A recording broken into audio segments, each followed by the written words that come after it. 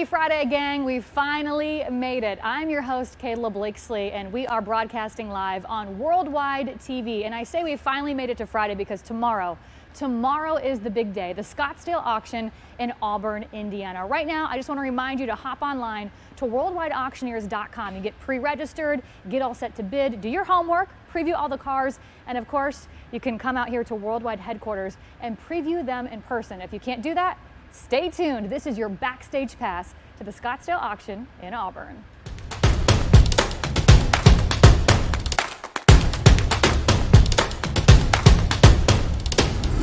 All right, we're back here, Worldwide TV, talking about some more cool cars. So Rod and I just want to introduce you to a couple what I think are fun cars. And the one right back here, lot number 50, yes.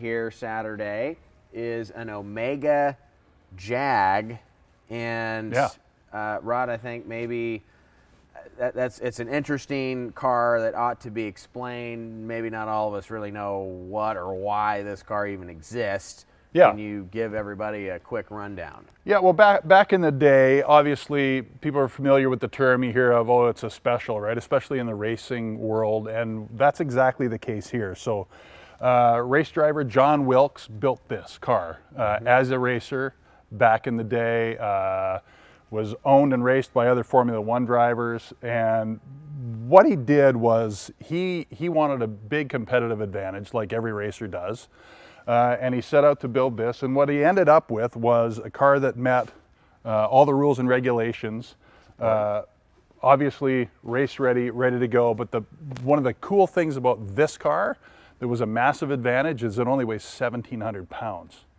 Not much. So it's a lot of power it's like driving a big go-kart in essence. So campaigned extensively in Europe, many years, raced, all the racing logs are with it, trophies, everything goes with the new owner.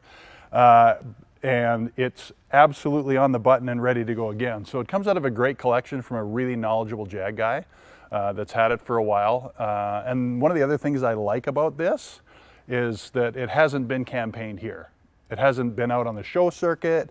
It hasn't been on the racetrack here hardly. So for somebody to buy this, they can actually take it out and use it. It's a very usable car. So I may not buy this and look at it, even though it looks cool. Yeah. I could go vintage race it right now. Yeah, vintage race it right now, but also you can take this just about anywhere because of the age group. So you're at 59, you're pre-61 for a lot of the big tours, the Colorado Grands, stuff like that. Maybe even the Le Mans Classic, I'm not sure, would be something that you could take this to.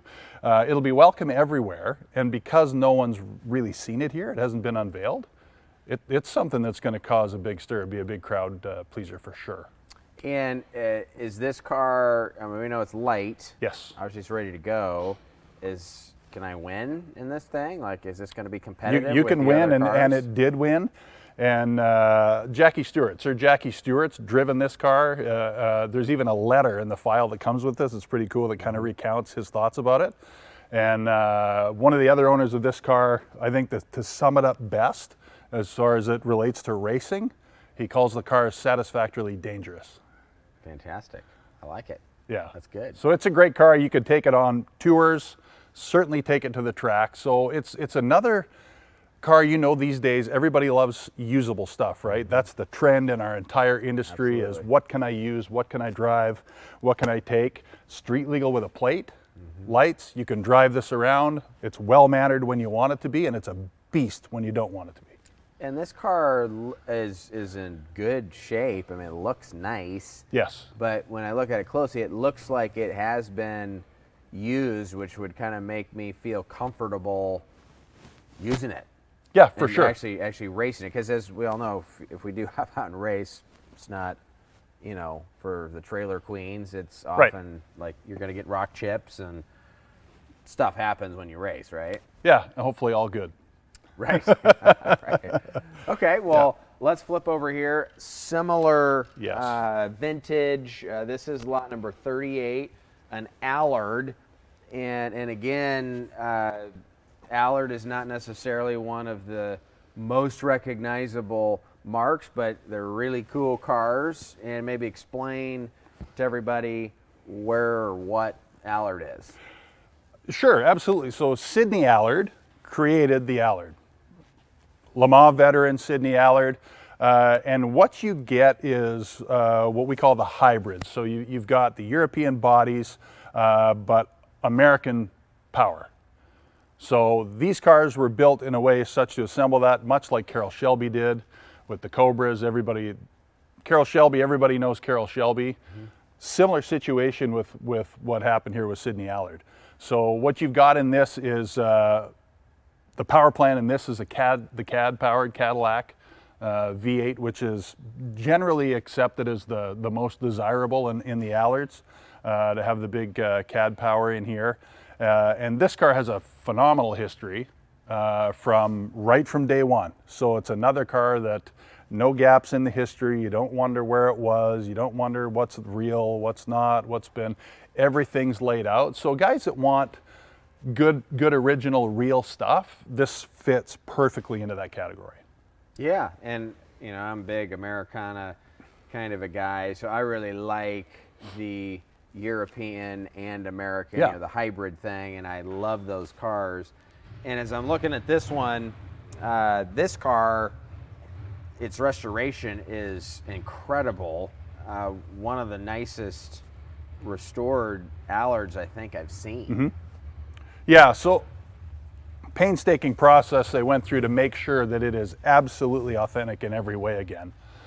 So it's good, it's ready, and it's ready to go. It's pre-rock chip. It's ready to go on the track if you want.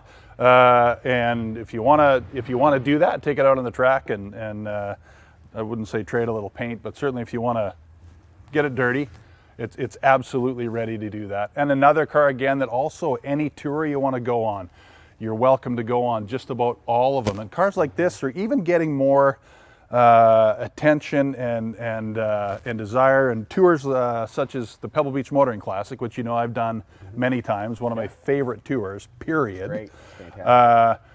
You know, over the years it started as a lot of the older pre-war, you know, and now there's more excellent stuff like this that are on those tours, and they're great tours to go on. So again, this checks a lot of boxes for me because of the authenticity of it and usability of it, and you really could take this just about everywhere. And I think too, as we look at the condition, perhaps you do want to go vintage racing. Yep. You could acquire this car and maybe take it to some shows, some concours events, and do quite well because of its condition. For sure. And then go race it. You can certainly do whatever you want, but this car offers that. A lot of the race type cars sometimes, as far as the restoration and condition, are more race ready used as opposed to concours and race ready. Sure, and it fits in that there's that little window. Guys at vintage race, there's kind of two classes. There's the gentleman vintage racer who will go out and exercise this car at speed, but he's probably not on the back bumper of somebody. He's probably spacing it out pretty well, and he's just enjoying the experience, having fun, and whatever. Maybe his corporation doesn't let him, do anything that's too big for insurance reasons or get too close. And then you got the other guys that are weekend warriors, and they don't care. And they will go in there, and they might, touch a little bit here or there, or do a little bumping. And either way, because this car was set up so right, it fits in both categories. You could enjoy it both ways. Yep. So for all of the vintage race fans, concours fans, hybrid, really great history.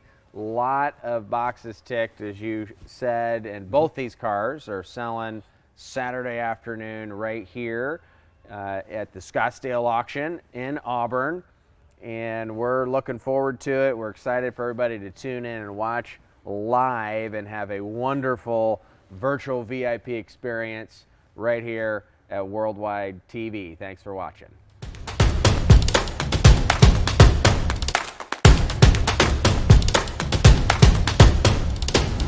Thanks for hanging out with us here on Worldwide TV. I am your host, Kayla Blakeslee. This is your Backstage Pass VIP experience to all things Scottsdale auction in Auburn, Indiana. We're also hanging out with my good buddy Travis Levine right now, co-owner of Levine Restorations. You also practiced tax law at one point in your life. You were an attorney. You own a production company. I'm over here wondering what I've been doing with my whole life, you know. So, I mean, Travis, how did you even get into this line of work? It is truly in my blood. It goes back generations, really. My grandfather worked at the Studebaker Company for over 35 years. No kidding. And my dad and his twin brother were car guys growing up. You know, these were the kind of guys that they had an Electrolux vacuum attachment kit to be able to spray a car. You know, worked out of their driveway. They had to build their cars, you know, to drive them when they were kids because they didn't have a whole lot. And my mother was also a bit of a gearhead. One of the most brilliant ladies you could ever hope to meet. Wonderful person. When her and my father met, they decided that they wanted to restore cars. And this was over 47 years ago now. So in 1974, my parents restored their first vehicle, which was a Triumph TR250. And I think there might be a video of it here. This is when they started to inspect this car. And this was actually sitting on the side of the road in the hometown that we grew up in Napanee, Indiana. Wait, time out. So were they just driving along and they see this vehicle off the side of the road and say, hey, let's restore this, honey. Sounds like a good project. Absolutely. Wow. They more or less restored that car in a size, if you could see this set, if you were here, you would see how small this space is. They restored that car in a garage about this size, a single stall garage in Napanee, Indiana. And it turned out that that car was known to have been around, and a gentleman that had known about the car before and saw it after said, is that the car that was sitting on such and such street? And through the grapevine, they got connected with a collector by the name of S. Ray Miller. And S. Ray Miller was a large collector based out of Elkhart, Indiana. And so over the course of 25 years, they restored about 39 of the 41 cars in his collection. And over that course of time, they really worked their butts off. I am extremely proud of what they've accomplished. And one of the shining accomplishments in this career that they've had was their first trip to Pebble Beach in 1987, which I think we might have a picture of here. Oh, yeah. So in 1987, my parents took out a 1928 Minerva Type AF Transformable. And it was the first time that they had ever gone to Pebble Beach. It was owned by a gentleman by the name of Tom Lester. And for their first time out there, they actually won the whole thing. They won Best in Show. You're kidding. And that was obviously, to my knowledge, that may be the only time that's ever happened for a first-time entrant to win, restorer to win Best in Show. And from there, they worked extremely hard and have grown our company into what it is today. And it's kind of neat with this photo. This is a clipping from the local newspaper showing their work. And that was one of our early employees. His name was Marty.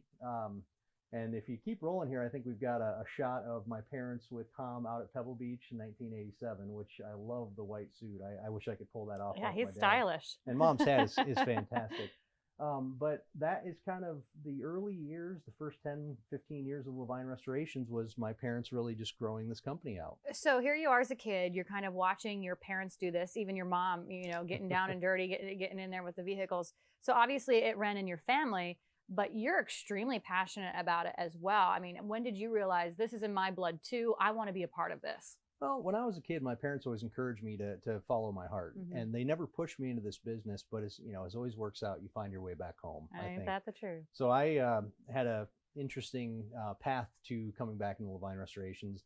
I was a math and econ and finance undergrad in college and ended up going to law school at Michigan State and worked as a tax attorney in Chicago for a number of years. We won't hold that against you, Michigan State. And the opportunity arose to come back into the family business and to take what my parents have built over the last 46 plus years and continue to grow it on. So about 7 years ago, I decided to leave law proper and come back into the shop and just carry on the family tradition. Are you glad you did it? It's the best decision I've ever made. When it comes to restoring cars, do you have some personal favorites or wild stories? I mean, the really cool thing about these classic cars is they all have a soul and they have a story to tell. And I think I've touched on that before in these segments here, that you are not just restoring a car, you're learning about the history of the people that were involved in it, what's going on in the world around it when it was made. They're really a time capsule. But there are a couple that are really important. Obviously, the Minerva is extremely important. And here's a great example of the Minerva. This was actually purchased by a fantastic client of ours, a great friend, a gentleman by the name of Jack Boyd Smith Jr., who is the owner of the JBS collection. We actually re-restored this Minerva, and that car went out to Pebble Beach a couple of years ago here, took a best in class. And then it went over to Villa d'Este in Italy the year after that, and then it went to the Hampton Court Palace Concours. So this is a car that's been near and dear to our family's hearts for a long time and has gone all around the world. And it's been with, this time around, with just an incredible friend of ours and a fantastic collector. So that is a car, for example, that's extremely important to us. We restored Al Capone's lawyer's car. Oh, cool. It was That a was neat. model J. Duesenberg. It was a Murphy disappearing top, I believe, J. Duesenberg. We've done some, I think there might be a few more here. This is one that's more recent for us. This is incredibly special to us. This is an L29 Cord Brome. And if you flip to the next picture, you can see the condition of this car when it was found by the owner, who also is a fantastic gentleman. So are they pulling this out of an old barn? Yes, they are. So barn finds do in fact still happen. That's a thing. They do. They're a little less prevalent now than they were maybe 30, 40 years ago, but there's still a lot of incredible gems to be unearthed out there. Yep. So the interesting thing about our shop, and a point of pride for us, is that, you know, we've done kind of a wide array of things, and I'd like to preface that by saying we're honored to work in this industry that we do, with the types of restorers that are out there and the fabulous people that steward these cars along and put their blood, sweat, and tears into carrying on the tradition of these cars. And so we're really honored to kind of touch on some different communities and bases when we go through our restoration process, but there are some that are pretty neat to us. This is a project that we did back in 2008, actually started it several years before that, and the owner of this car, who has become a great friend of ours and really family, this truck I should say, came to us one day and said that he wanted to build a truck for the Detroit Autorama, which is kind of the World Series of modified or, you know, custom automobile building. And as you can see, it was pretty rough when it arrived, and this thing actually ended up becoming what you see below, which is a 46 Chevy as the base of it, but more or less every inch of that car was touched upon or modified in some way or the other.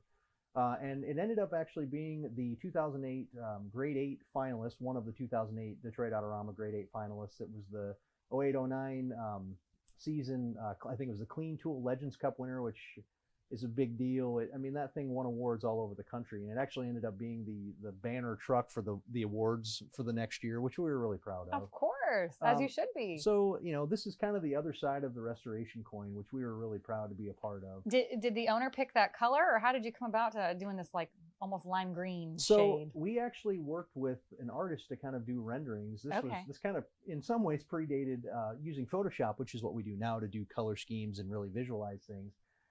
But we actually had a couple of color samples that we really loved and decided to go with that. And it's really a very subdued, beautiful color combination when you see it in person.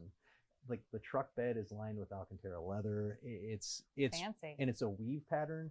I mean, truly, this thing is over the top. If you flip that car over, the top side looks as good as the just as pristine. Yeah, and you have to for that kind of competition.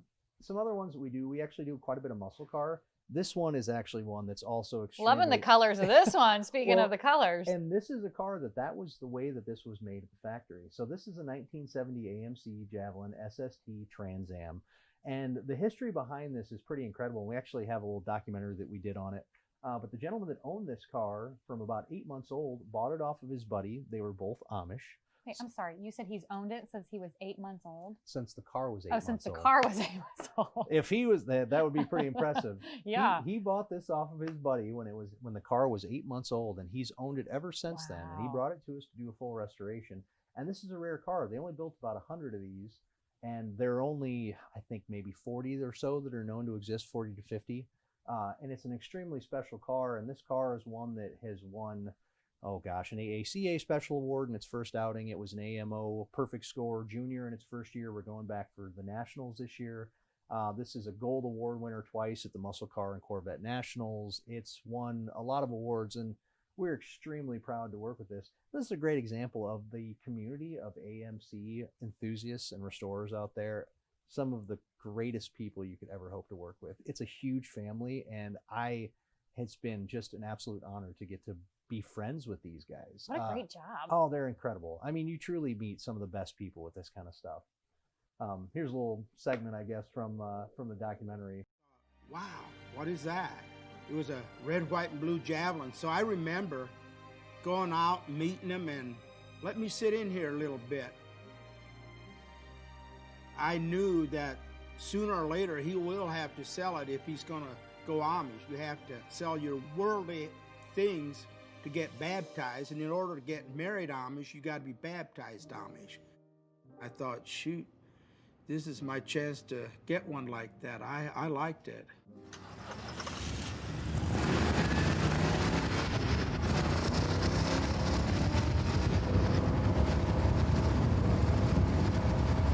Then I had a friend, he had this magazine, a muscle car magazine, and he said, look, Fritz, opened the page and it looked like, I said, yeah, that is it. That's my car there. He says, are you sure? I said, well, yeah, why? And he said, well, there were only 100 built. Said something in the magazine, you got to look at the door trim and the color code and stuff. Said if those 3 items match, you got the real one of the 100. And so it did match.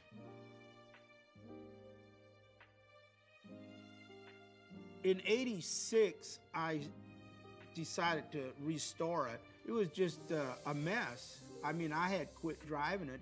I had about 3 different people that said, oh, we'll restore it because it's a special car. Then it'd sit at a place for maybe about a year or so. And finally, I gave up on that and parked it in one of our warehouses in Shipshewana. And then I found out about the museum in Shipshewana. I asked around, I said, who restored these cars? And then they were saying Eric Levine and his family. And so I got a hold of them. What they've done for me, my car, is unbelievable. That was what I was after, is try to make this car look like new. And then their son Travis, when he said, I'm doing hours of research on that car, I thought, holy moly. AMC, they were headquartered just outside of Detroit in Michigan, and they had one of their main plants in Kenosha, which is where the Javelin was built. Javelin started in '68. They also started the Trans Am Racing Series in the same year. And in the process, they brought Mark Donohue over from Chevy at the time. He was a real famous race car driver. And when they came over, they did some paint scheme changes to the race cars. But either way, the car was just built essentially to celebrate their factory racing program. And this particular car was the rarest actual production street legal car that they made. I asked him one day, how are you going to put this thing back together? He took me into a room and said, there's all the parts, and I was just, wow. If they don't get best of show, they're upset. That's the kind of people you want. When I seen how the judges crawled underneath the car with flashlights, I thought, wow, what are they looking for? And the head guy said, this car is nicer than new. Then another one said, well, it's almost too nice. Too nice? I had never heard of that, but I thought, holy moly, that's, wow. Mine's the first one and the only one I've ever seen that is this nice and restored. To fulfill a goal would be to win the Nationals. The fun stuff about it is driving it. Squeal the tires if you want to, or go fast. But I always had to watch what I did, because you get to know the cops by first name when you have a car like this. They always said, Fritz, if you do something wrong, if we don't catch you now, we'll get you later, because you're not going to hide with that car. That car does not change colors.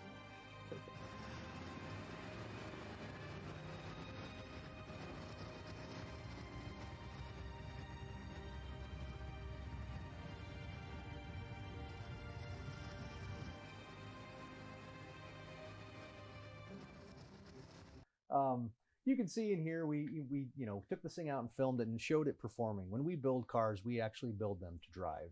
Every car, be it Pebble Beach or something like this that we're taking out on the road and filming with, the Minerva, which is, I mean, that thing's got to be 7,000-pound car.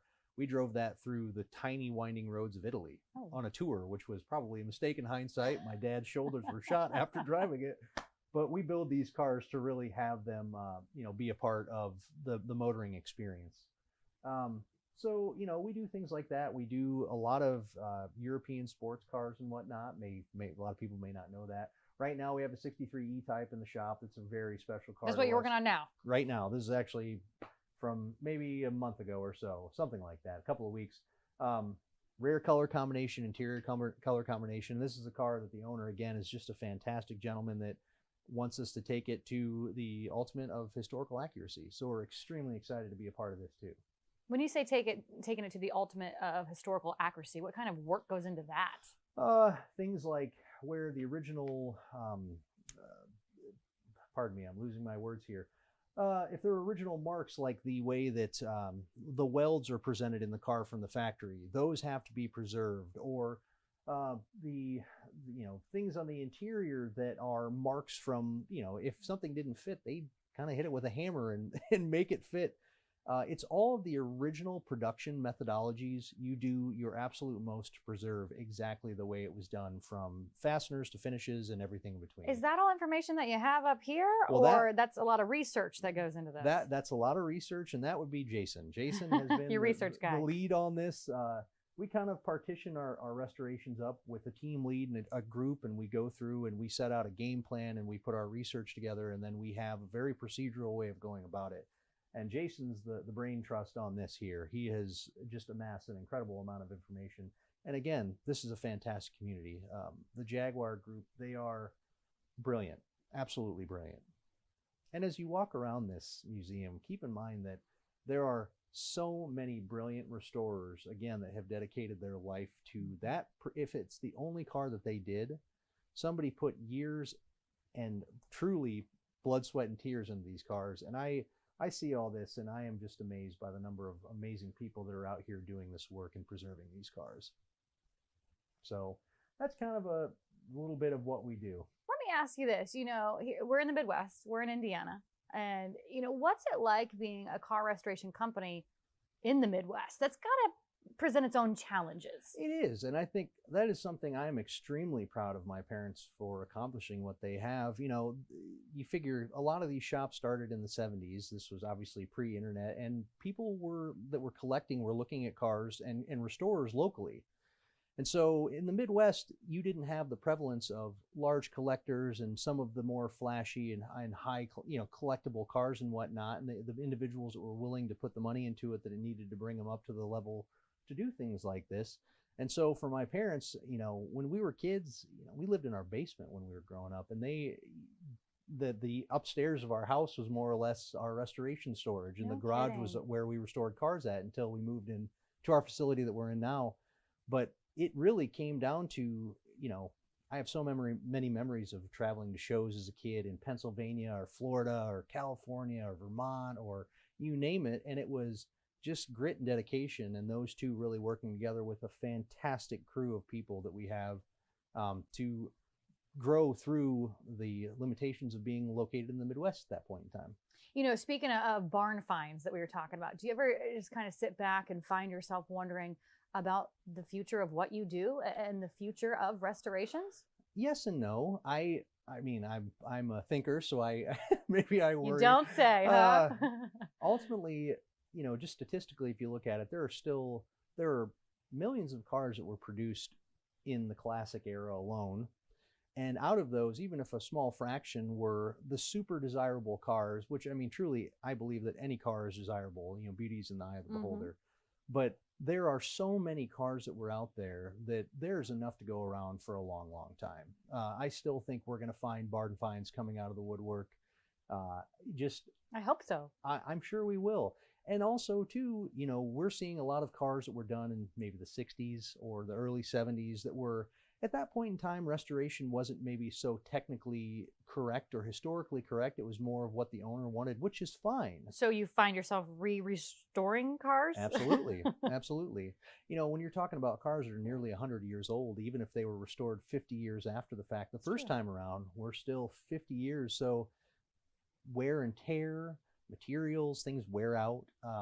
We see a lot of that. So I look at this as, you see conservation of art pieces that are redone, right? And these are truly rolling pieces of art. And so I think you'll see more and more of that as the years come along, of cars that have been restored 30, 40, 50 years ago, or even earlier than that, coming through and being redone with new technology and greater proliferation of information on the very technical aspects of the car.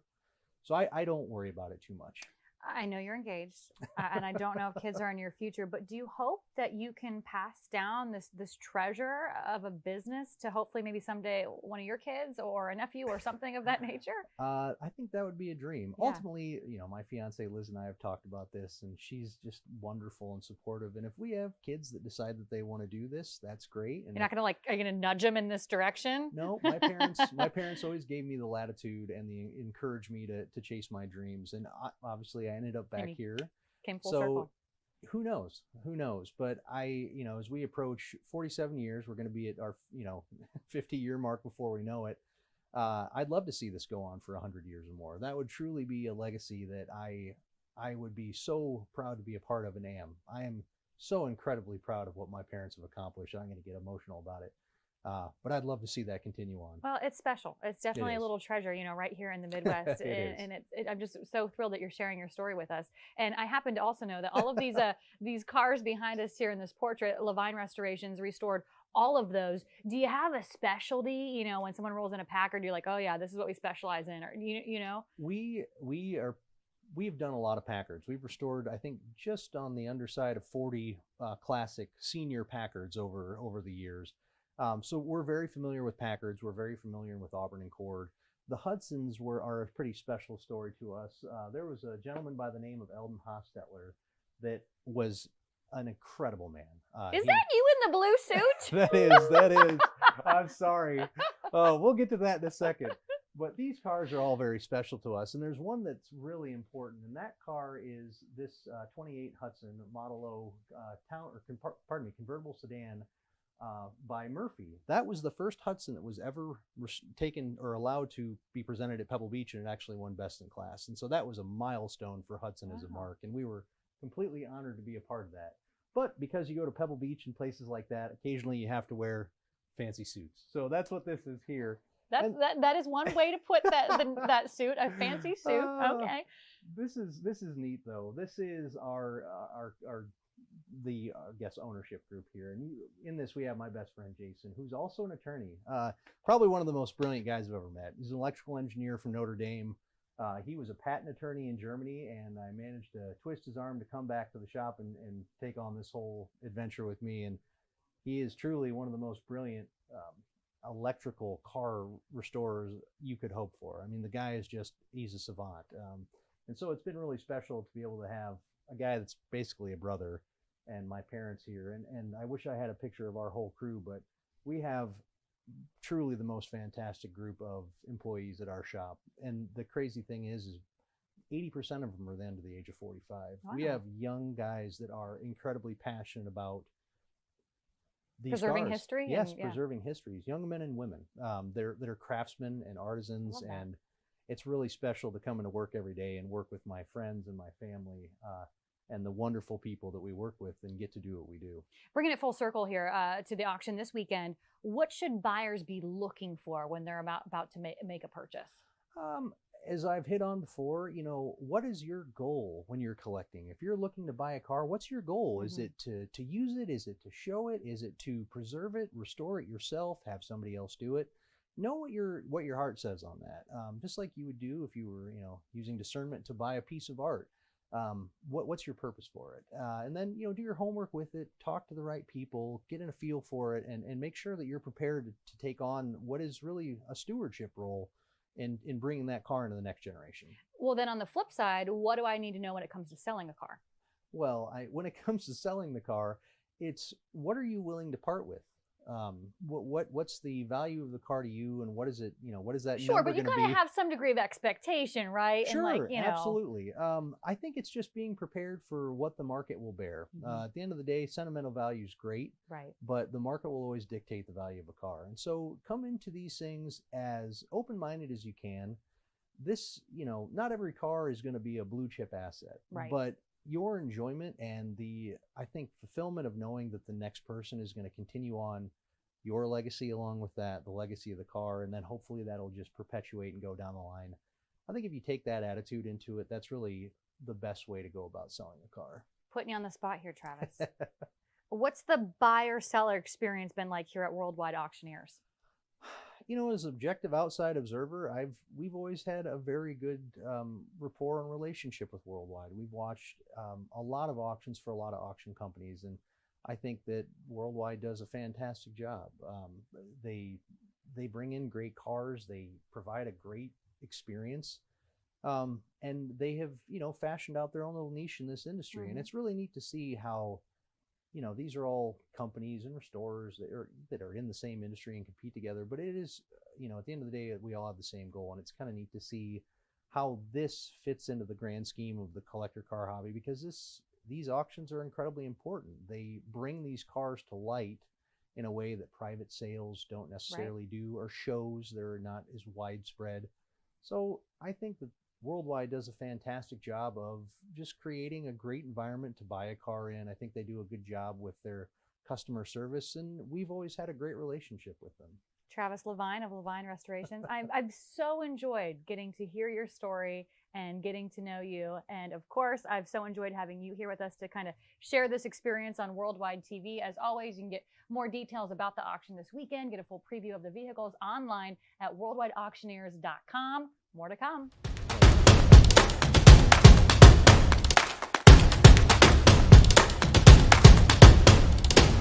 Worldwide TV continues right now. We are your backstage pass to all things of the Scottsdale auction in Auburn, Indiana. And I'm really excited about this next segment. It's the one I've been looking forward to all day long. We're talking about the Steelwood Woodie collection. Now, in order to do that, had to bring along the experts. We've got Charlie Kuhn, Senior Specialist with Worldwide Auctioneers, co-owner of Worldwide Auctioneers, John Kruse, and the man, the myth, the legend, Nick Alexander, the world's foremost Woodie authority. And Nick, I do want to preface this segment by saying we're piping in with you via Zoom. You are in Southern California right now, so thanks for being with us.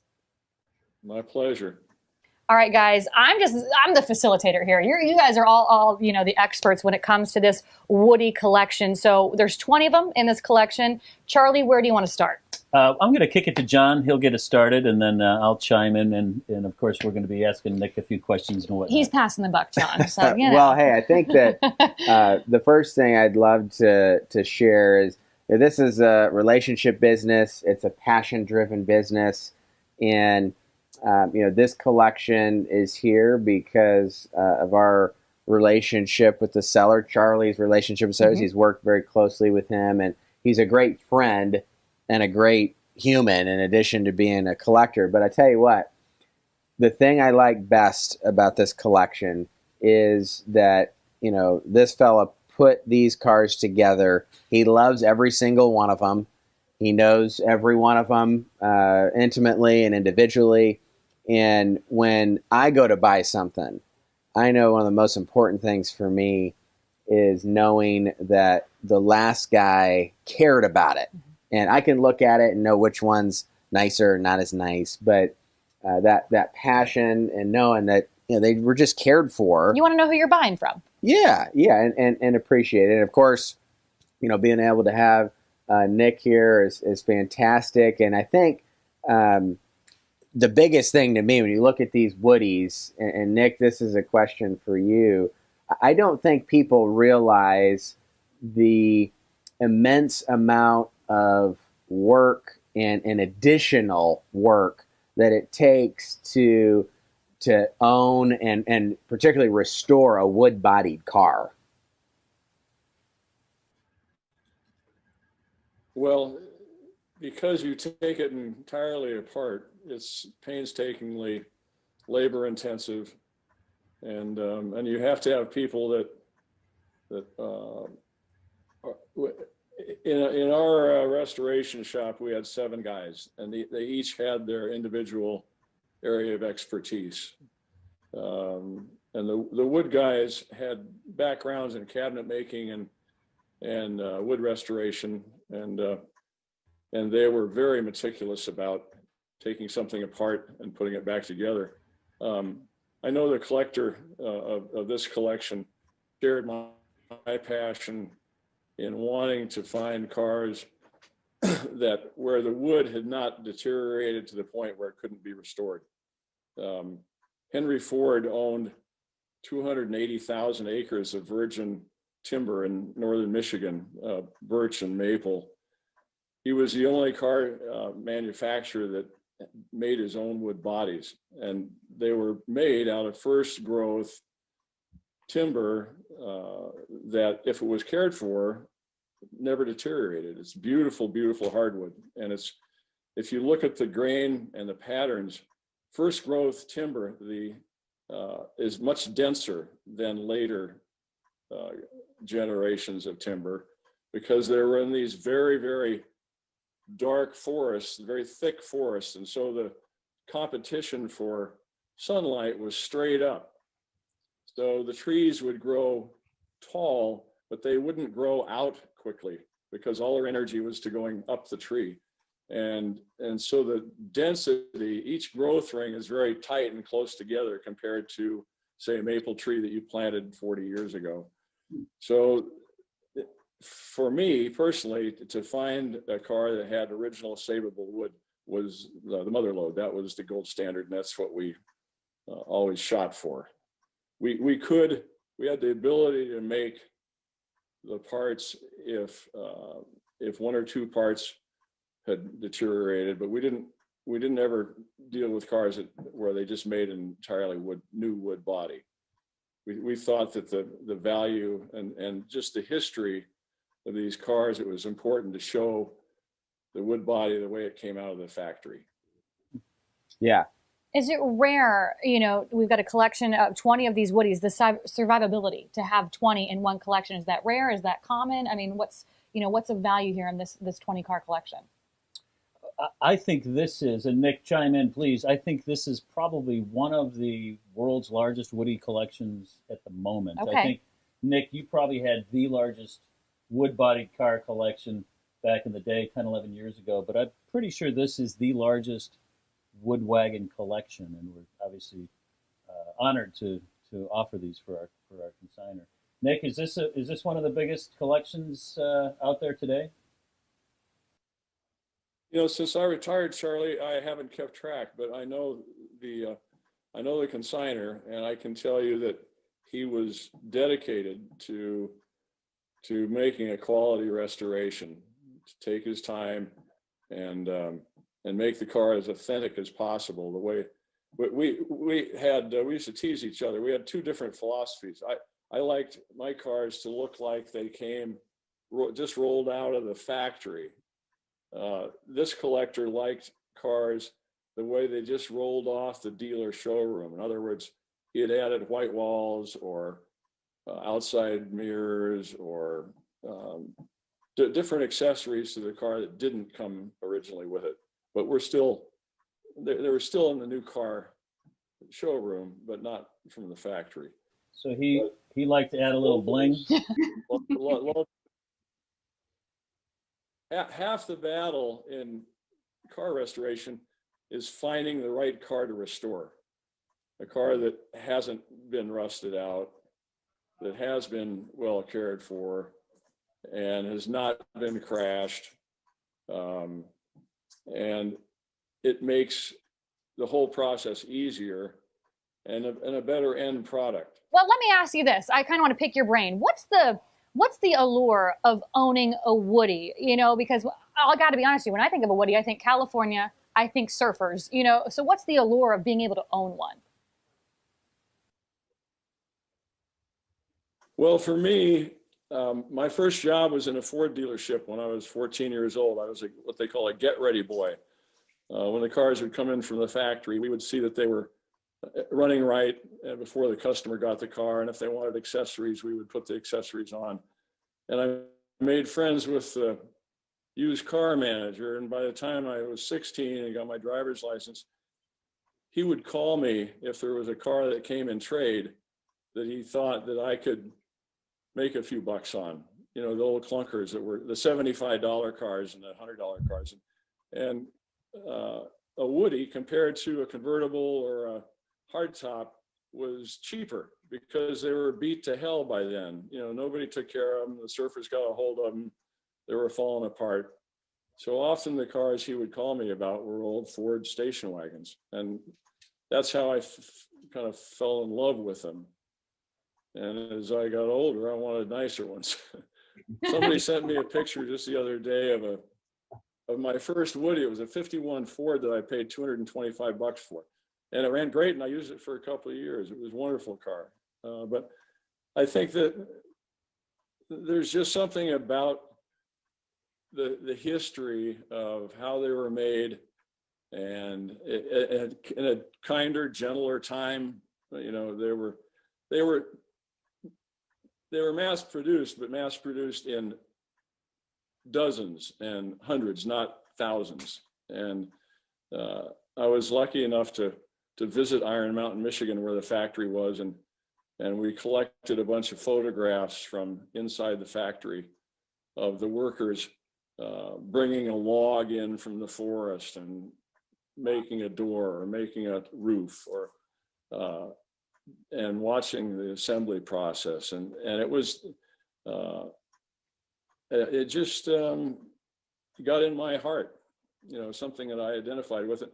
It was a much finer wood body than all the expensive cars, the Chryslers and other cars that built Woodies, Chevrolet, who sent their bodies out to be made by some other body company. But this was quality first growth wood in a car that sold new for $900. Wow.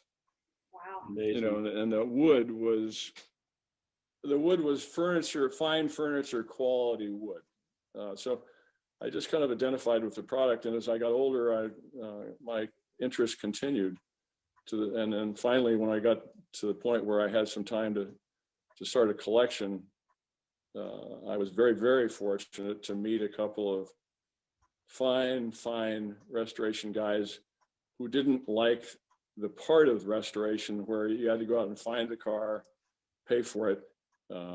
They just wanted to be left alone in the back of a shop to do their thing. So we formed a partnership where I would find the car, finance the car, give them a place to work, give them a couple of guys to schlep parts, and just let them do what they loved. But we all shared the love of Ford Motor Company. We would go to their big grand meets every 5 years back. We'd drive these old cars from Los Angeles to Michigan. And so the road trips, the experiences along the road, it was all part of the package. You know, you mentioned the fact that they're not mass produced. So are there some rare Woodies within this collection that's here this weekend? Number 35 in your catalog, number 35 is a 42 Mercury station wagon. It's funny. I found the car first. And, it's probably too long a story to tell, but in December of 41, when Pearl Harbor was attacked, within the next 60 days, President Roosevelt directed all the car manufacturers to shut down and convert to building tanks and Jeeps and airplanes for the war effort. So the 42 model was only produced for about 2 months. So there was, I think, less than 900 of them made. And it was one of the hardest cars for me to find. We set out to make a collection of the flathead era from 1932 to 1953. Every Ford wood modeled car we wanted an example of. And this was probably the hardest one to find. This particular car belonged to Steele in New England, and I had been looking for one for a long time. I saw his name in the Woodie Times roster, and so I called him and said that I was looking for a 42. I was a collector. I was very interested in his car. Could you tell me about it? He told me about it. And I said, well, I really want that car. May I come see you? And so my wife and I flew back to New Hampshire, a little tiny town, Captainsville, I think was the name of the town. And I walked down the driveway, and there would be clumps of bushes along the side of the driveway. And if you look carefully, there was a car inside the bushes. He had collected cars and then just let plants grow up around them. And I was thinking, oh God, I hope the Mercury isn't in one of these clumps of brush. But so I knocked on the door, kind of typical New Englander, 80 years old, gray ponytail, not tweed, but heavy sweater with leather patches on the elbows, the hiking boots. And his name was LL Bean, right? Yeah. And so I said, I introduced myself. I'm here to see your Mercury. And so he said, okay, follow me. So we went out to this barn, and in one of the stalls was just this huge pile of cardboard boxes and toys and things. But I could see at the bottom of the pile, I could see the right-hand front bumper sticking out of this 42 Mercury. It took us about half an hour to remove all the junk that had been piled on top of it over the years. And I'm thinking to myself, geez, I thought he told me that this is the car that he takes his grandkids to camp in. And by the time we got all the stuff off, I looked at the license plates, and the last time it had been plated was 1955. Wow. So I finally realized that he had Alzheimer's, and he was telling these stories about this car as if it just happened, but it was 50 years earlier. And the more I looked at the car, the more excited I got about it, because it was so original. You know, it had only driven for 13 years. And so I finally said, Richard, this is the car I've been looking for. I really would like to buy your car. And he said, oh, I could never sell this car. This is the car I took my kids to camp in.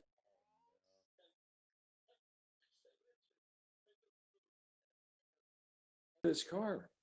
And he said, no, well, I'm sorry, but he said, give me your name and phone number, and I'll give it to my lawyer, and when I die, he'll call you. And that's the last I ever heard from Richard Steele. But about 6 years later, this collector called me, or not this guy, another guy called me that I knew. And he said, I have a 42 Mercury I want you to restore. I said, which one? There's so few, I knew every car. He said, I got it from a guy in New England. He had passed away, but I got it from his attorney. I said, you son of a bitch. Unreal. Unreal. I wanted that car so badly. So anyway, second best was that he was going to let us restore it. So we at least got to restore the car. And then I don't know, at some point I was surprised to see that this collector had apparently bought it from the guy we restored it for. But that's the kind of things. My job for that 15-year period was to go out and find these cars. And so I went to places around the United States and Canada that I never would have gone for any other reason. Small towns, funny stories, interesting people. A lot of these cars had belonged to wealthy people from New York or Chicago, but they kept their car at their lake house in Maine or New Hampshire. And so the cars would only be driven for a few summer months. And so they never deteriorated. And so that was kind of my hunting grounds, was New England, trying to find the nicest of these cars. The ones in California were all beat to hell. You know, they'd been driven 12 months a year in all the weather, and the wood was always shot. But the gems were back in New England. And Nick, I think it's worth noting that the consignor bought some of these cars from you, as well as sending quite a few to you for restoration. Is that right? Yeah, we traded some cars back and forth. He liked. I had a 42 or 48 Mercury convertible that I had restored because when I was young, my mom and dad had gotten divorced, and right after the war, cars were really hard to get. And one day, my dad drove in the driveway, and I was out in my backyard playing with my cars and trucks, and he said, "Is your mom here?" I said, "Yeah." He said, "Well, get her."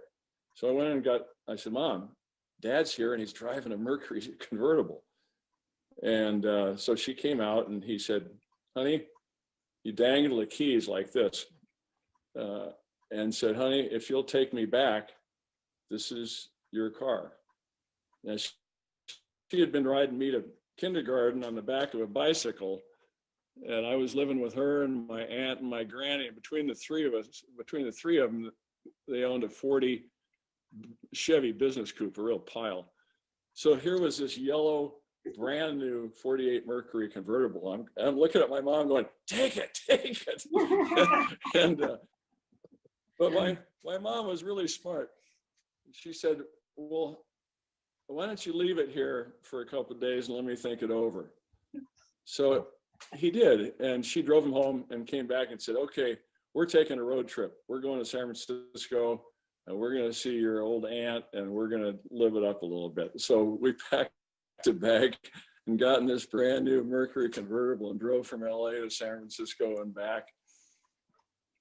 I had a great time. I got pictures of me floating in a swimming pool at this rich guy's estate, and my mom and me standing in front of the car. And when we got back, my dad called and came over and said, well, what do you think? And she said, nah, it's not worth it, and handed him back the keys. It kind of broke my heart. So anyway, I had an opportunity. I found a 48 Mercury convertible and restored it. And it was a car that this collector liked when he saw it, the way we had done it. And so when we sold the collection, I sold that car to Ron. And then I wound up buying it back from him a few years later, actually. When I moved up here to San Ynez, I had it up here for a while. So yes, we did do some business back and forth. We were very, very good friends, competitors, but good friends. Charlie, why is the seller parting ways with this collection? He's not old and he's in great health. I think, when a man hits a certain age, they start thinking mortality, and sure. I think he just wants to kind of lighten the load a little bit. But like I say, he's in great health. He works out. He goes to the gym 3 days a week. He's strong as a bull. He's like you, Charlie. Yeah, right. He told me he goes to sleep around midnight every night. And he's up at 6 o'clock every day. I mean, the guy has endless energy. But I think he just wants to kind of lighten the load a little bit. Well, another aspect of that too, I think, is that, and Nick, you've been through this. There's also sometimes a point where you feel like you've achieved your goal, and you build your collection to a certain point, and then I think there's a genuineness that the care and passion that you have for those cars, that it'd be cool to let others partake in that. Is that a fair assessment, Nick? Yes, it is. The putting together of the collection is the most fun. Finding the cars, seeing the progress, seeing the finished product. But at the end, it was me that had to go in every Saturday morning and start the cars and be sure the batteries were up and drive them around to keep them fresh. And that wasn't as much fun. The fun was in the chase. And I think this collector and I share something that, whether it's horses or cars, my family, the day I die, they're going to get rid of everything. They don't like horses. They don't care about old cars. And I think this collector is in that same spot. His kids have gone off to college, made a way for themselves. The big family compound is still there for Thanksgivings and holidays, and the kids come back a lot, but they've all gone off and had their own lives. And I don't think he has any kids that are crazy about cars. And his wife is very sweet, but I don't think she cares about the cars either. So at some point you have to cut the cord. You don't want to leave all this stuff to a wife or kids that don't care about them and don't know what to do with them. So I think that's probably why he's doing the right thing. I think it's important to really point out too that all 20 of these Woodies are being sold with no reserve.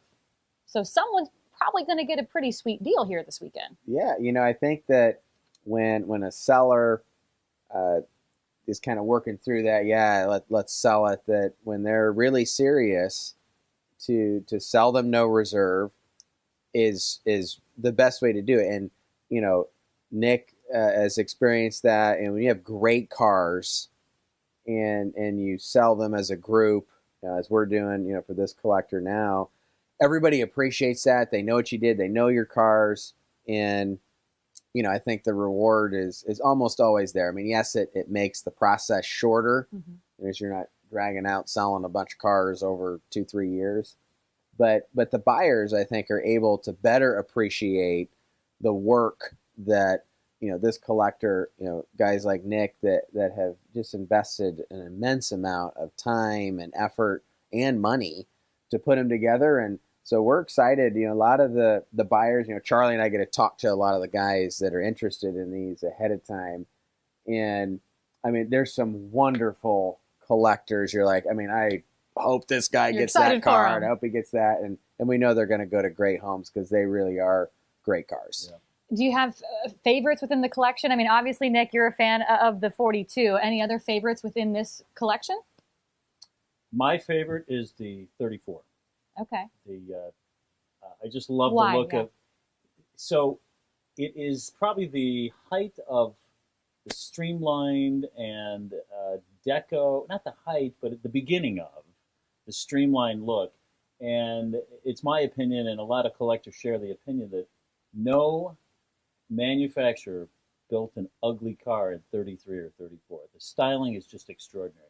I don't care if it's a Ford, Cadillac, Packard, Chevy, it doesn't matter. I just love the look of 33s and 34. So I'm fond of the 34. Not the Strathglass, not the big one, but the green one. John, which is your favorite? Well, it's hard to pick a favorite, even if somebody else's cars is, yes, a little bit. But, the Marmon Harrington is such an imposing car that one sticks out as my favorite because it's epic. It is. I love it. Color's great. Everything about it is awesome. Yeah. Kayla, do you have a favorite? Have you seen enough of them yet? No, I'm not going to be able to name it properly, but what's like the teal colored one? The Monarch? The Monarch. That one is definitely my favorite. How many of those are made? Nick, any idea how many Monarch wagons were built? No, I don't. It's obviously a Canadian version of the Mercury. And I think when first got that car, I think he told me he knew of 3 when he was looking for one, trying to find one. It wasn't a car that we were chasing because we were just chasing the American versions of the car. But it's basically the same as a Mercury with just different treatment on the grille, some minor differences. But it's a very, very rare car. That one is the rare one, the 42 Mercury, the Marmon Harrington. I don't know if many people know the Marmon Harrington story, but it's worth repeating.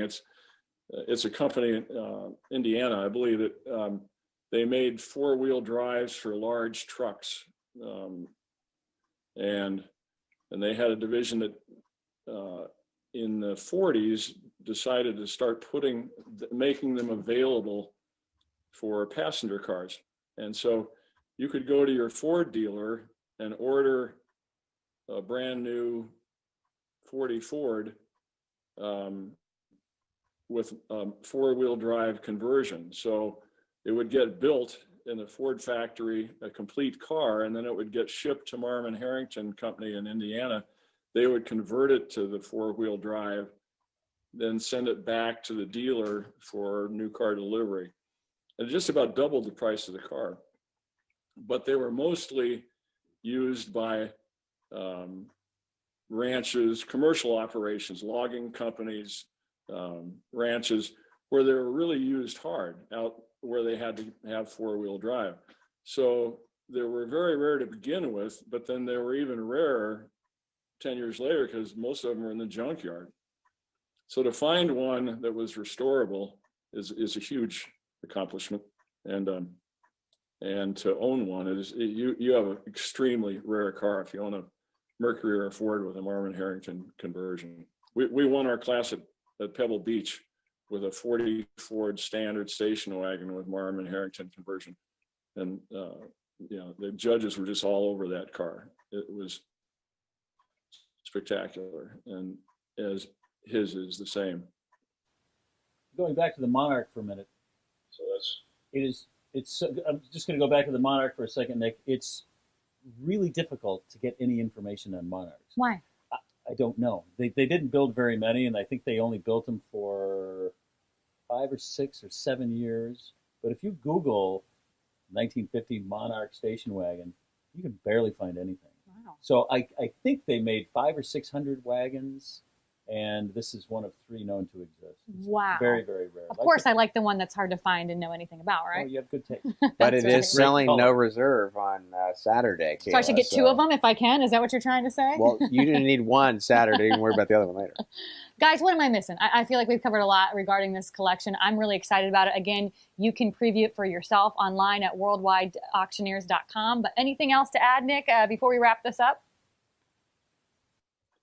Well, just knowing the collector as I do, I think you could buy with confidence. He's a very, very interesting man. He was a self-made man. Started out with nothing. Was a school teacher, and put that whole thing together with what he made from writing textbooks and things like that. He's just one of the most interesting men I've ever met, and I consider him a good friend. And I think anybody should be lucky to get one of those cars. Nick, I appreciate you making the time to be here with us this afternoon. Charlie, John, I know we've got more to talk about, so don't get too far away from me here. Don't forget, for you, all of the Woodies in this collection, there's 20 of them, sold with no reserve. So preview them right now online at worldwideauctioneers.com.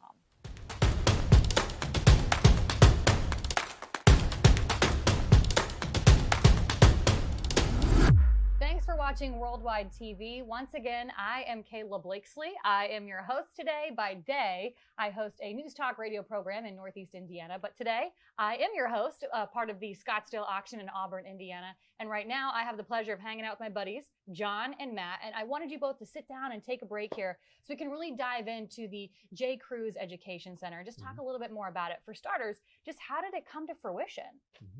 Yeah.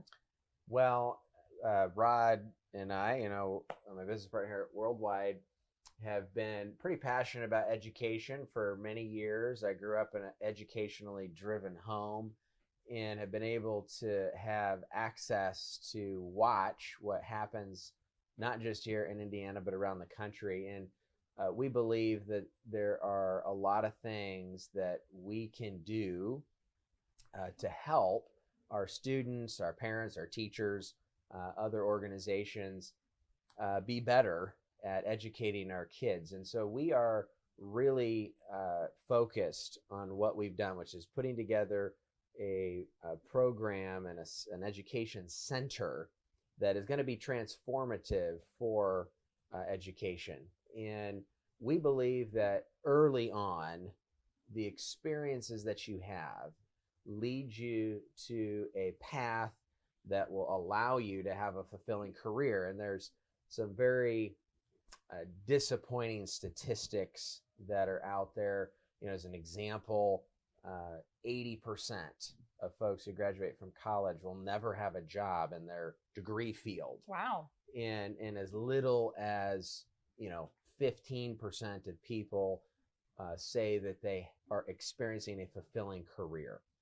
And so what we're doing right here in this facility is we are building out the most epic interactive experience center anywhere in the world. And we're certainly blessed to be able to do this right here in Northeast Indiana.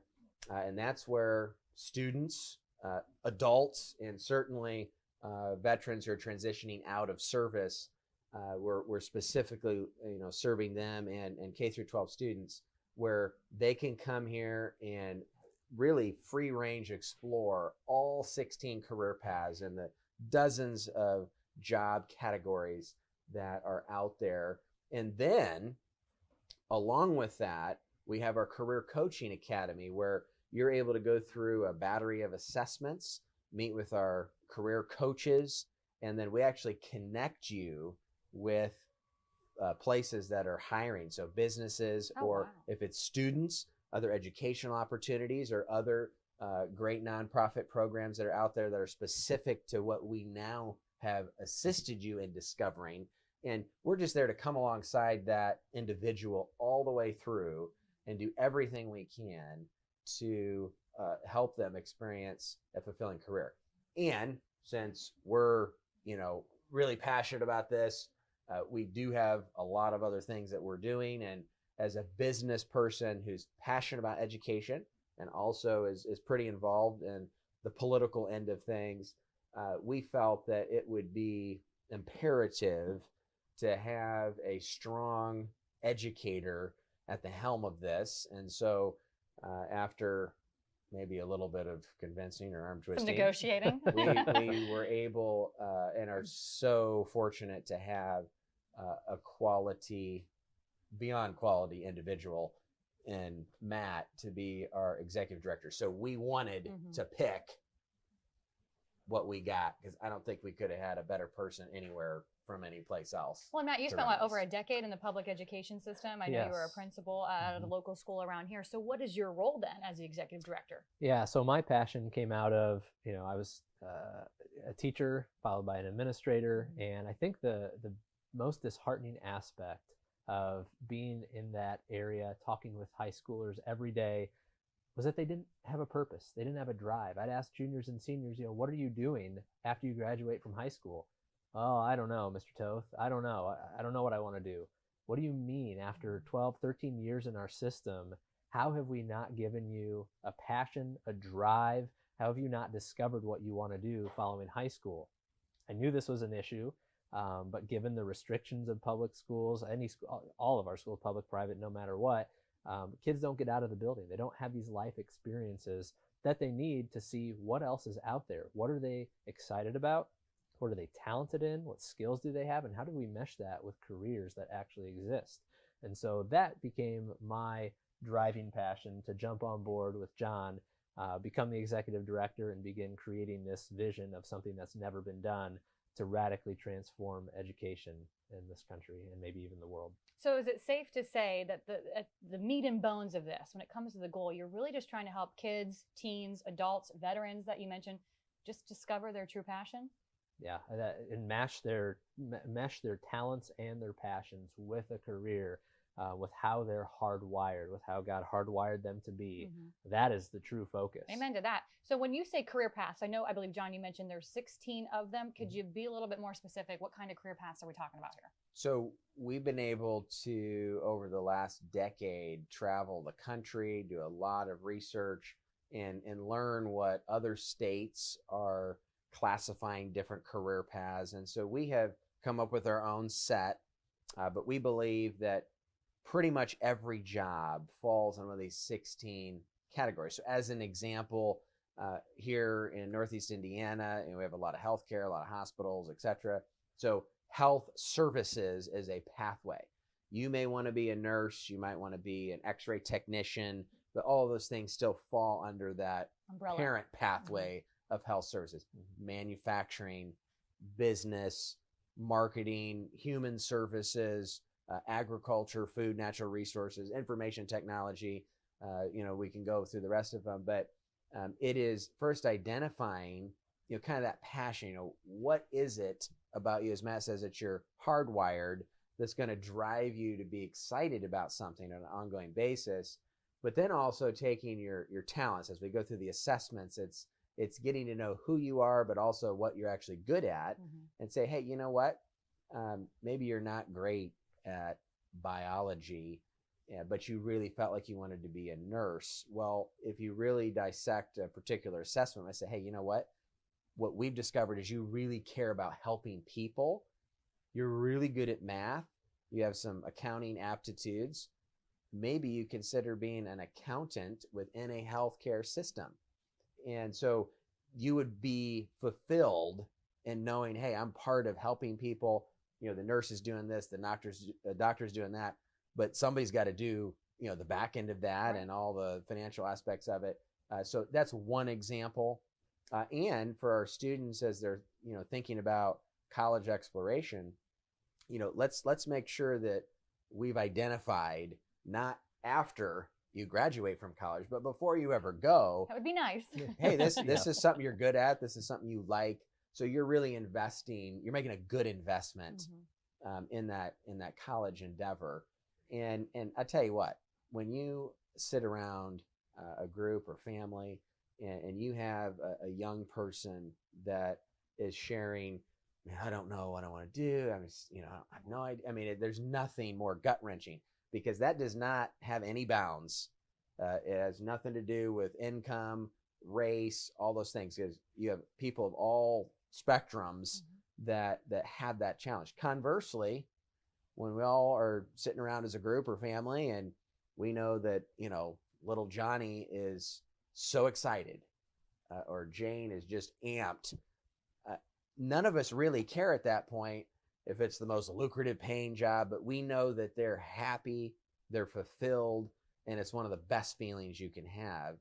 And unfortunately, that's a feeling a lot of people don't have. They've got the prior one, and we want to try to correct that.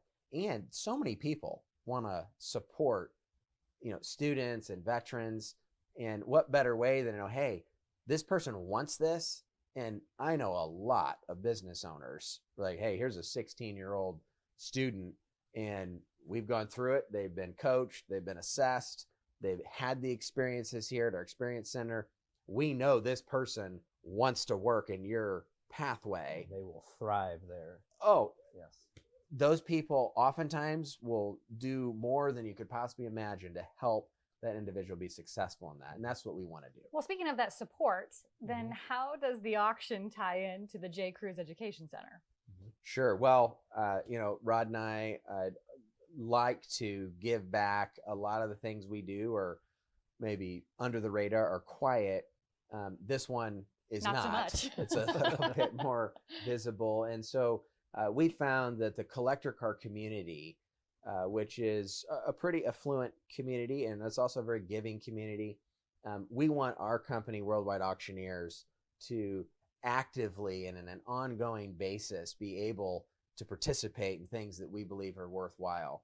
And so having it here in the building and all that kind of stuff, it's great. So we have a lot of our clients, in addition to Rod and I ourselves and some of our other board, that we will actually donate automobiles to the education center.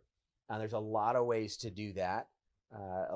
Do tell, please. Sure. Well, so some folks are like, hey, we're just going to donate it and, sell it and use the money for, the coaching academy or experience center. And as the case with the A-Team van we're selling, right. That's particularly earmarked to support the coaching academy. So that'll create an incredible amount of scholarships for folks to be able to get that done. And so that can take place. Also, we have a unique program where a collector can donate a car and transfer ownership, but they can still keep possession of it and use it. Really? And then we would actually take possession of it and potentially sell it later down the road. And that's a program that a lot of our supporters really like, because some of us get to have your cake and eat it too, kind of. Right? You're like, well, feel good about it. I'd love to help. Yeah. Can I help a little later? And well, yes, you can. And that really gives some flexibility and plan to giving, and depending on what somebody's tax situation might be in any given year. And so we've been very blessed to have some great folks that are doing that. And so what you're trying to say, John, is donate, donate, donate, right? Is that what we're trying to tell everybody today? Thank you for saying it. I'll say it for you. I always say, try and use whatever powers that you have for good. It's a motto that I try to live by myself. And it sounds like both of you, I'm doing some really incredible, inspiring things. You know, for folks watching Worldwide TV right now, if they want to learn more, get involved, I'm assuming there's a website. I mean, how can we learn more? Yeah. You can go to the J. Kruse Education website. It's jcruseeducation.org. All of the information about the Experience Center is there. The Coaching Academy tab is there. They can donate if they want to donate there monetarily. They can get involved volunteering. If there's a business aspect to it and they want to partner with us, that's available too. But one other thing I want to also note about the Coaching Academy, it's one of the most forward-thinking coaching academies that exists in the nation right now. Oh, wow. Most coaching academies will not coach individuals under the age of 18. We will coach 13 years on up. And so what we're doing there is already getting students, veterans, individuals who maybe aren't quite sure of any winning streak in their life. What are they good at? What are their strong suits? Giving them winning streaks at the age of 13, 14, and 15 has incredible potential to drive their thoughts moving up into their teenage high school years and preparing them for what they're thinking about post high school. So that combined with how we do our coaching, 3 assessments, utilizing those. One of our assessments gathers your personality. The other one gathers your career interest. Jeez. And we have a report that will mesh the two together. And on your interest battery, when you respond to those questions on there, it actually relates them to somebody who's been in the career for a minimum of 5 years and reports that they are fulfilled and satisfied in their job.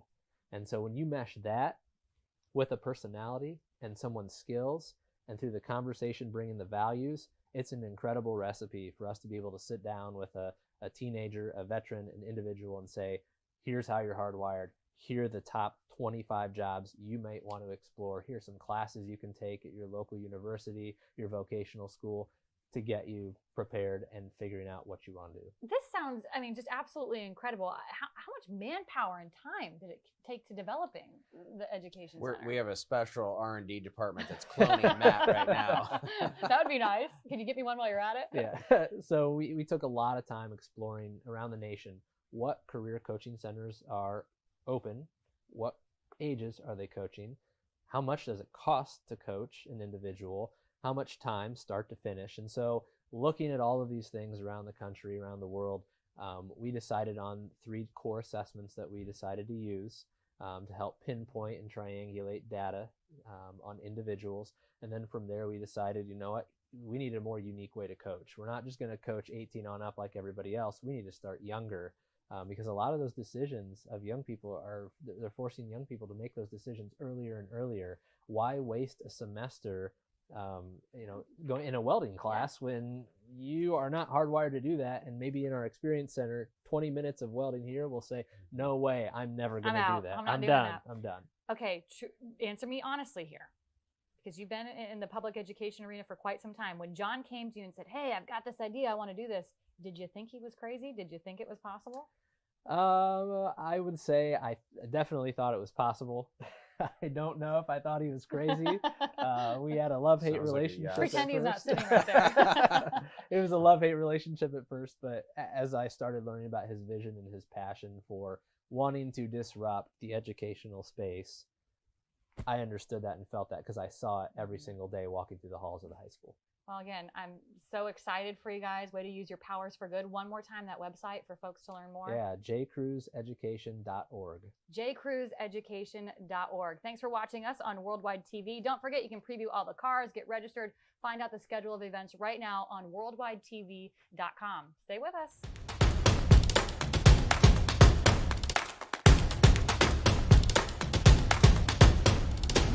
Hey everybody, it's John Kruse here. We're on Worldwide TV, and one of the best parts about being in interesting car world is we get to have some wonderful relationships with some great people and have a lot of fun while we're playing with cars. So talking with Rory Carroll, editor-in-chief at Jalopnik.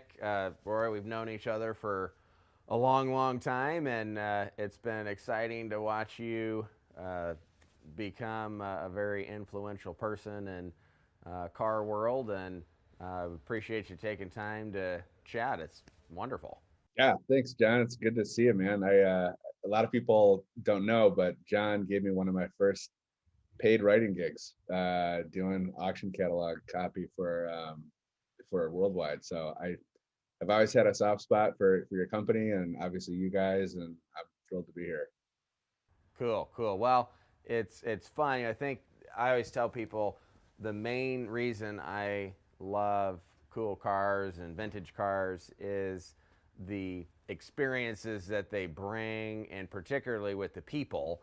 And I have a lot of fun with my kids, and our kids are about the same age, and Rod's little kids are about the same age, and it's really fun to be able to have a family experience. And it really doesn't matter what the car is.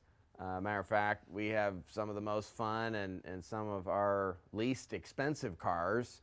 So it's not a money thing as much as just being able to get together and have small community. And especially in today's world, I know throughout our current pandemic phases, our family has been able to create some special times in our cars, just by ourselves, out driving around and playing around, which is wonderful. And I hope everybody out there has been able to still create some memorable experiences with their cool cars throughout this time. Yeah, that's been my whole thing. And John, like you said, you know me a long time, and I think the cool thing about this world is there's the super high end stuff, but there's kind of a place for everybody in it. And I think we always talk about it at Jalopnik, meeting people kind of where they are. So it's like, if they're new to this, if they got $2,500 to spend, if they've got $25,000 or $250,000 to spend on a car, there's probably a fun old car, a fun hobby car for them to play with, and like you said, make some fun memories. And that's definitely been my experience. I mean, my my history of having some nice cars and some not so nice cars, and I think, like you said,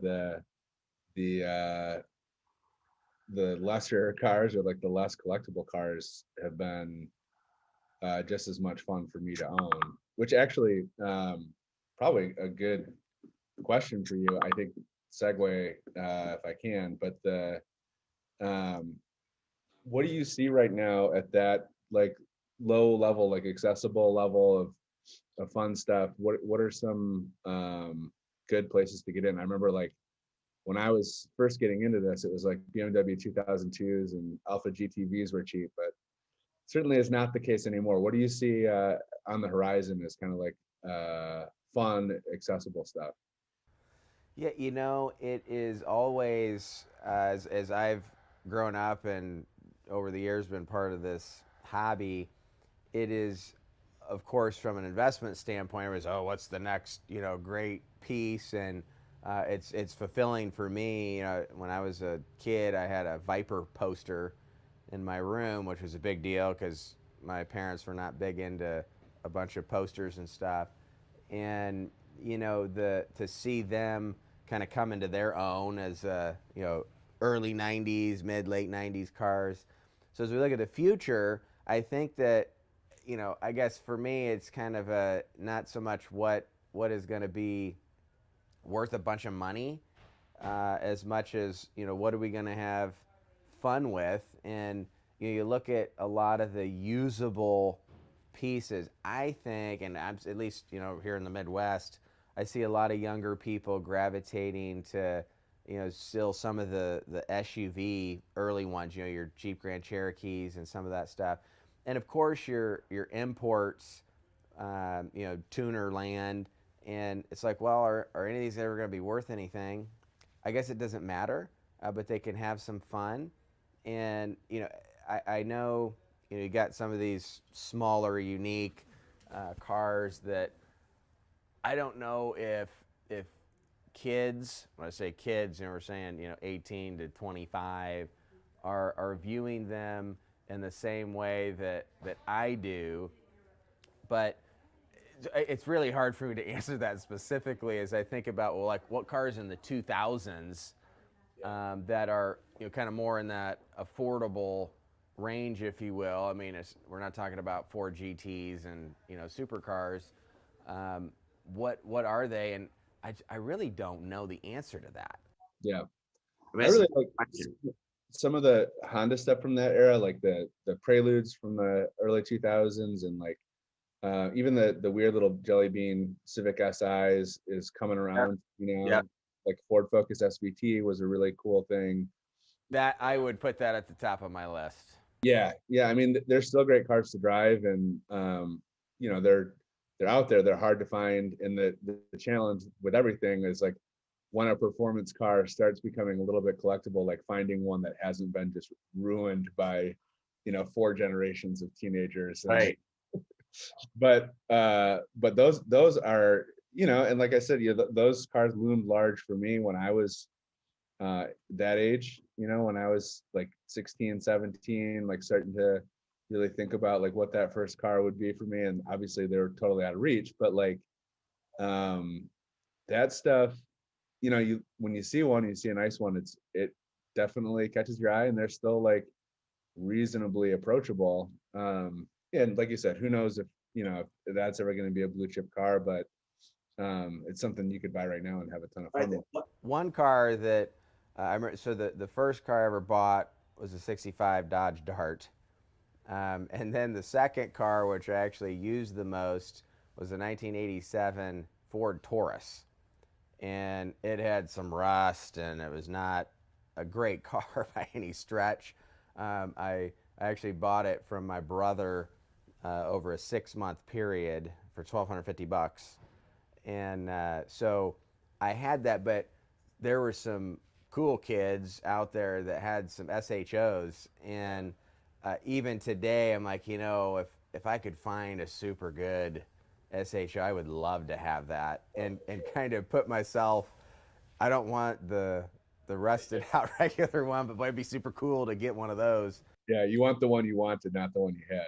That's right. Yes. Yeah, those are super cool. And I think too, like in hindsight, you know, it's like a bunch of those cars when we were probably, you know, in our 20s and 30s or early 20s, I guess, were just used cars. And now it's coming back around, and like you can appreciate how revolutionary the Taurus was. I mean, if you remember, like when that car came to market, like nothing looked like that. There were no rounded, like hyper aerodynamic. It was all like kind of a hangover from the 70s. Like you had, you know, some 70s styling mixed with some 80s styling. And that thing, I remember the first one I saw, which again, dating myself a little bit, but I remember the first time I saw a new Taurus, and it was like, whoa, that's the future. Like that's something completely different than anything else that's in the market. And I think like now when you see that stuff and it's clean, it's really like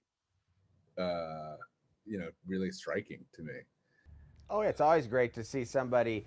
I mean, when you're younger, you just hop in and you're not thinking about anything but getting where you're going and kind of being cool while you do it. And I wasn't thinking about preserving my car I was driving. I was just thinking about using it. And so when I see somebody that had the forethought that, hey, I know this is special, and be like, man, but I guess that person was pretty smart and I was pretty stupid. And it's neat to see those cars preserved. Yeah. I was just talking to our buddy Jonathan Klinger at Haggerty this weekend, and he is in the process of moving. He had a really high option, like 80s Mercury Cougar. So, and same thing. He used it and drove it as a kid, and it got rusty and beat up, but it has everything on it. And so he's in the process of arranging to have the guts, all of the factory security and stereo and adjustable seats and all that stuff moved over into a clean shell of another Ford or a Mercury Cougar, which, you know, to our earlier point, certainly a labor of love, as they say. That's not an investment that he's making, but you know, he'll have the car that he loved as a kid, and you know, that's part of this. I think like getting those experiences back. I know I've been looking pretty frequently for like a Mark II Volkswagen GTI.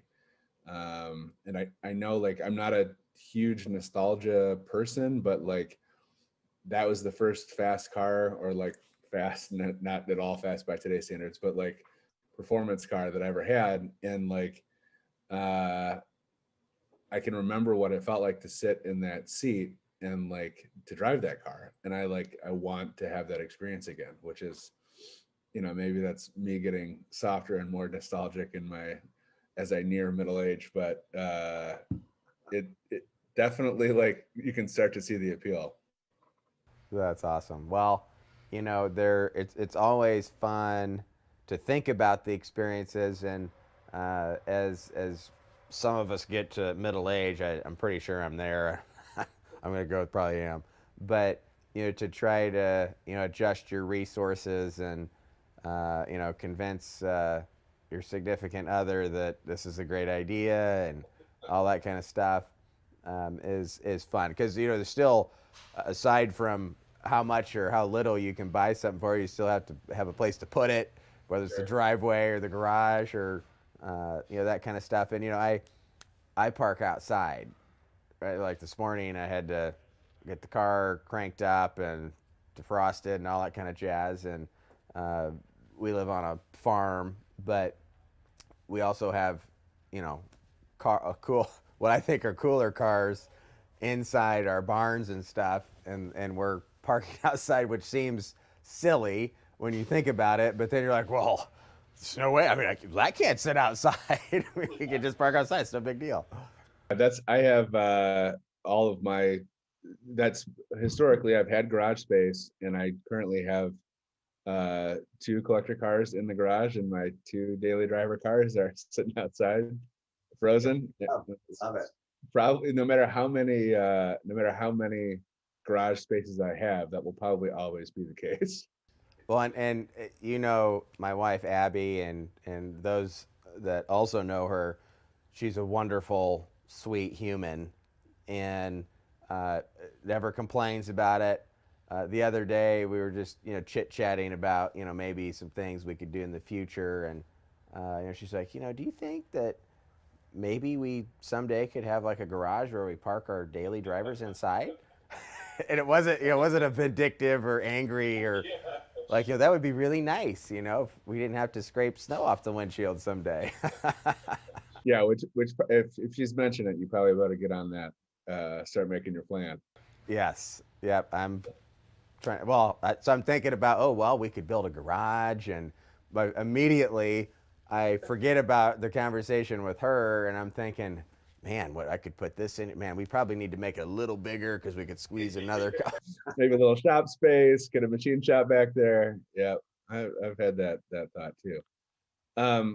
What do you think? So a lot of the activity that we've been seeing as far as new stuff in collector car world or like an auction world has been this online thing. What's your read on that? What have you seen like impact on the market? And then like, you know, what you guys, I think are probably like one of the stalwart in-person experiences, right? Like you take the auctioneering part very seriously. You take the experience very seriously. What I guess is like the difference, like if you're a buyer or a seller, like what do you think like the in-person thing brings that's different or better? Yeah. Well, that's a great question, and you know, I've had some experience with both. You know, growing up in the auction world, and that's all auctions, right? You know, the first, you know, paycheck I got, you know, I got paid 50 cents to run clerk tickets from the auction block to the office at a farm auction when I was 4 years old. But I also got to participate in the mid-90s in the first live online auction of cars anywhere in the world.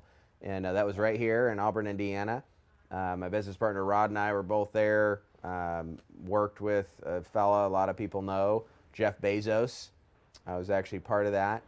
And so we've had a front row seat and actually a behind the podium seat, if you will, on the advent of online auctions. And so they've certainly come a long way and now are reaching, prevalence. And I think that, COVID has certainly encouraged and forced a lot of the older generations to participate online. But, I tell you, even as we do some things with virtual reality and online bidding, etc., nothing will ever replace the experience of a live auction. Our internet or live bidding and timed auctions and internet-only auctions, online only as most of us refer to them in the collector car space, are they here to stay? Are they going to continue to become more and more prevalent? Absolutely. But it's still not, it's not going to change it. I mean, you just can't, right? I mean, you can listen, we all like listening to our favorite, artist on the radio, but we've had some, cool Zoom or live stream, many private concerts a lot of artists are doing from their living rooms or whatever. But I mean, it's really no different. The emotion, the connectivity, the human element, you just can't replace it. And I think for cars, our biggest challenge with online auctions and the virtual world is not even the human connectivity. That's a great bonus thing I think we're all going to want and like, probably even more in the future.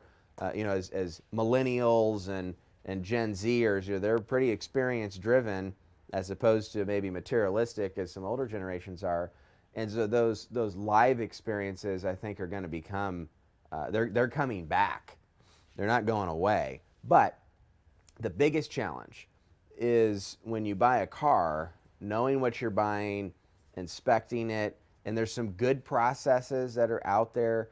Certainly there's a lot of improvements, as we are developing our own online experience. We're trying to address some of those, but it's pretty hard to replace a buyer and what they want when they see a car, or if you're hiring a third party to inspect a car. I mean, I can zoom in and take photos and live, do FaceTimes. It's just not quite the same as being in person to inspect a car. So that's the biggest challenge, I think, with online. But even you watch anything on TV or social media compared to being live in the room, and auctions are entertainment. I think that a lot of our collector car auctions, particularly in the last 10, 15 years, have gotten a little stuffy. It's a serious business. It's an investment business. I get that. But if you can't have a good time, if you're not having any fun, seriously, get a life, right? You can go invest in the stock market and not have fun, right? So, yeah, that's always been the thing about this. Is it's like, yes, there's certainly money to be made, but anybody I know who's made money has said just buy what you like and try to have fun. And that seems to be the only workable investment strategy in the old car world, is just buy what you think is cool personally and have fun with it, and then let the chips fall where they may. Yeah. So with that said, if I were new to the collector car world and I wanted to buy at auction for the first, give me some advice. Give me your, not the in-depth, but what would you say are some things to think about and some things to prepare for? I mean, I've been registered to bid at a couple of auctions in the past, but I've never bought anything. And it seems a little bit intimidating to me, even as much time as I've spent in auctions. So give me the quick version of John Sage advice for the first time auction buyer. Yeah, well, I own and operate the #1 auction school in the world, and I'm on an auction commission. So I get to see all the auction stuff and have a pretty good insight. And I think that the the biggest negative perception of an auction is that it's so fast moving and I'm not sure what's going on, I'm going to get screwed. And so my word of advice to a new collector, someone that might be thinking about buying something, doesn't matter if it's online auction, live auction, is do a little homework and make sure you know what you want. As I've grown up and even now, I see a lot of wealthier folks show up, hey, let's buy some cool stuff. And they show up, and I mean, it's probably 75%. They just start buying whatever they think is cool right then without thinking about it. It's like, you know what? I don't know why I bought that Corvette. I really don't even like Corvettes. I mean, I like Mustangs. And so the intentionality of it and learning, just hop online and, like, okay, do I really like this? Or sit in a car. A lot of people don't think about some of the older cars were built obviously differently, but what you're used to today in a modern car, and then you sit in an old one. I mean, I've had people buy older cars. They get them home, they sit in them and they're like, how do you start this? And this isn't comfortable. Why did I ever buy this? So one of the great things too about, live auctions or maybe not so much museums, but clubs that if you call some of these people, be like, hey, can I come sit in your, BMW 2002? Like, can I just sit in it and see if I like it? They don't even have to let you drive it, but just do some homework so that when you do go to participate, your comfort level and what you're buying is already there, and then talk to the auctioneer. We're I guess the last of the Mohicans, as Rod and John, where we're owners and we're the auctioneers.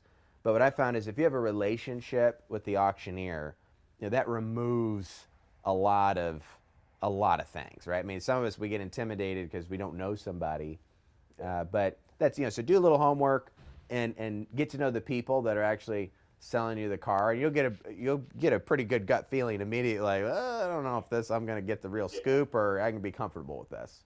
Yeah, I remember one of my earliest collector car experiences. I must have been 22 or 23, and I was trying to buy, again, another car that was cheap at the time and come on a little bit in value. But I remember I really wanted a Lotus Europa for some reason.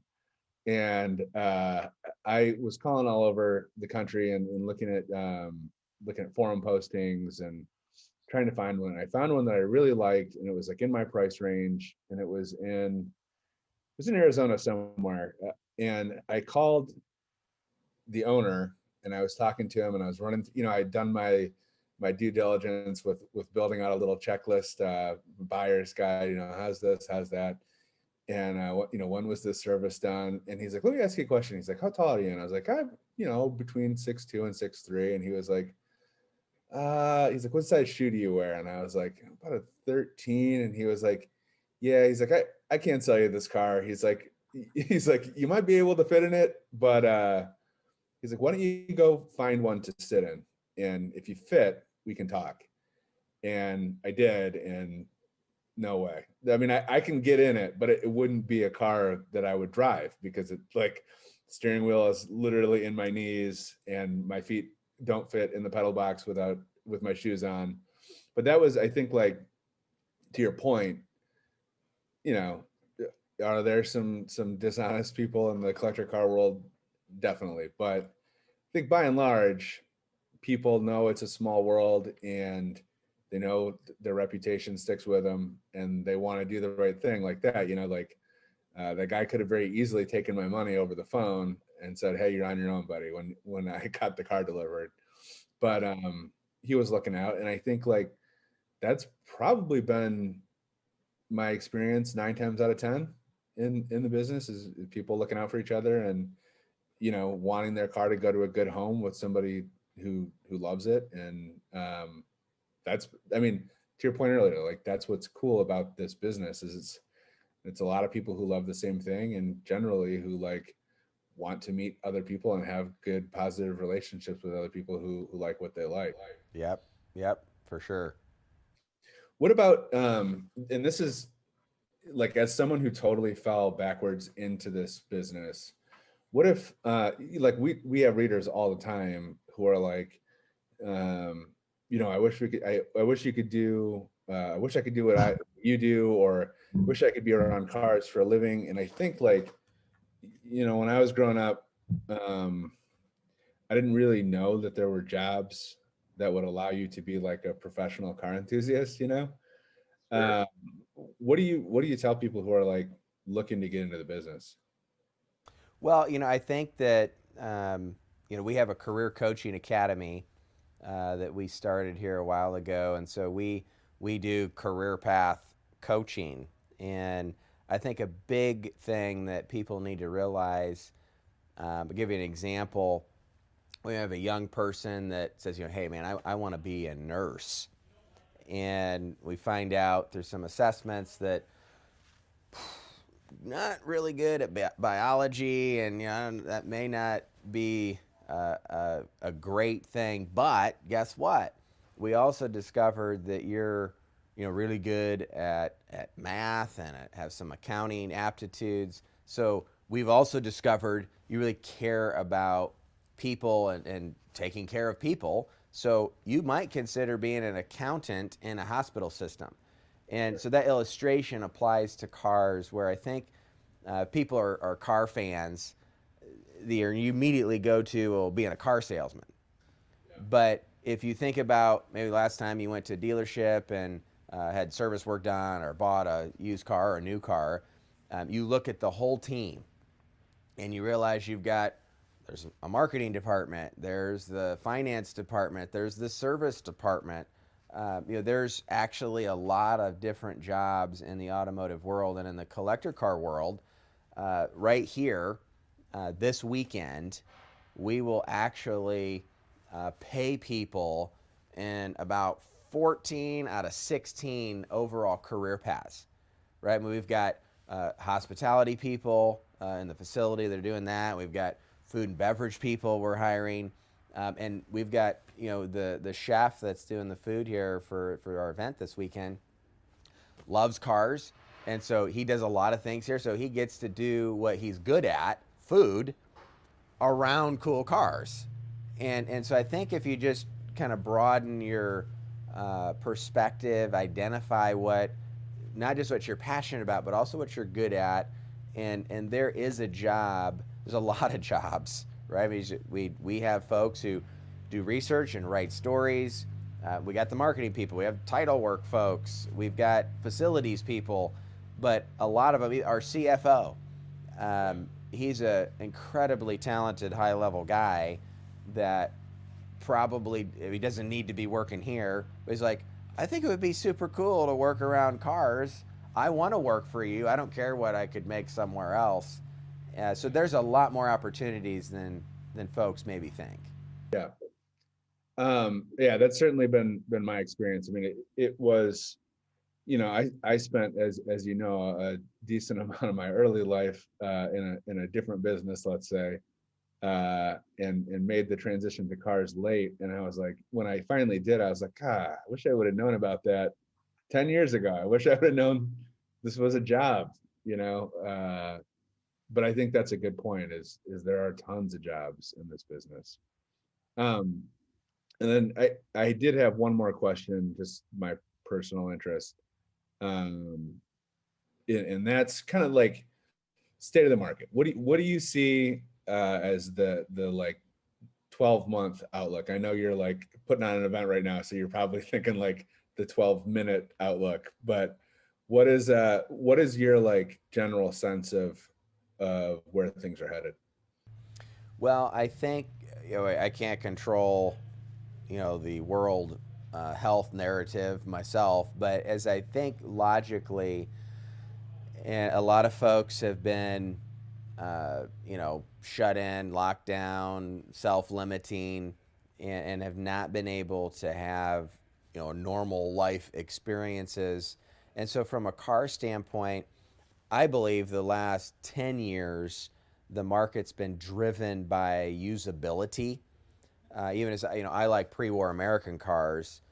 So the ones that are usable, you know, like 37 Packards that have, better suspension and, better brakes and all that sort of stuff. Like, more people can use those and maybe some early cars or boxy, uncomfortable sedans. So I think that as we come out of the phase we're in with the health stuff going on, that people are going to really be invigorated by the experiences and by the usability of the cars. So I'm pretty bullish on the collector car market. As I see a lot of younger people coming in. I mean, we're younger, and anybody that thinks, there's not like, well, who's going to buy all these cars? Well, they're there. We just have to earn a little bit more money to get there. But I think that's a big thing. So if you're thinking about a driving tour or a rally, and you look at some of the cutoff years, and I think there's going to be more driving tours. There's going to be more club events. And that's going to become, I think, more of a highlight on the calendar for more people than they were in the past as we reconnect and use the cars. Yeah, it's amazing. Like you, I go to, more than a dozen events a year, and it's like, at some points it gets to be like a grind where it's like, oh man, I'm back on an airplane. But I'll tell you what, you take them away for a year, and it's like you don't realize how much you miss. Oh, absolutely, absolutely. And I think that the last little bit on that, when it comes to values, we have a Sunbeam Tiger, and we have so much fun on that car. It's unbelievable. I really don't care what it's worth. Yeah.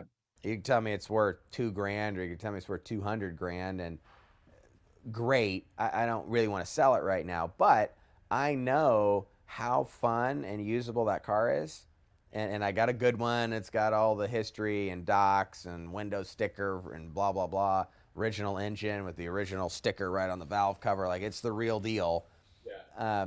And I know if and when I ever would want to sell that car, I can. And there's a lot of buyers because it's usable. The mechanicals are been gone through, like, it's ready to go. But usability, I think, will continue to drive the market. And I think as we reconnect, the outlook is great, and it's very solid. That's good. That's good to hear.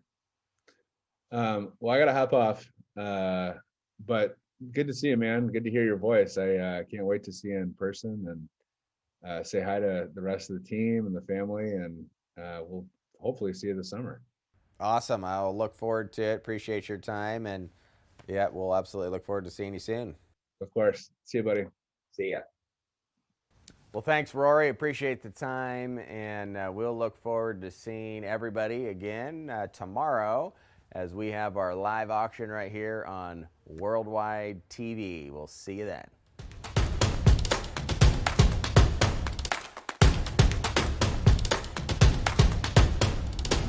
Here we go, the final push on Worldwide TV, getting ready for the big day tomorrow, the Scottsdale auction in Auburn, Indiana. I am Kayla Blakeslee, and what I wanted to do is invite back some of my big guys here so we can kind of have a nice little wrap up here as we make this final push into tomorrow.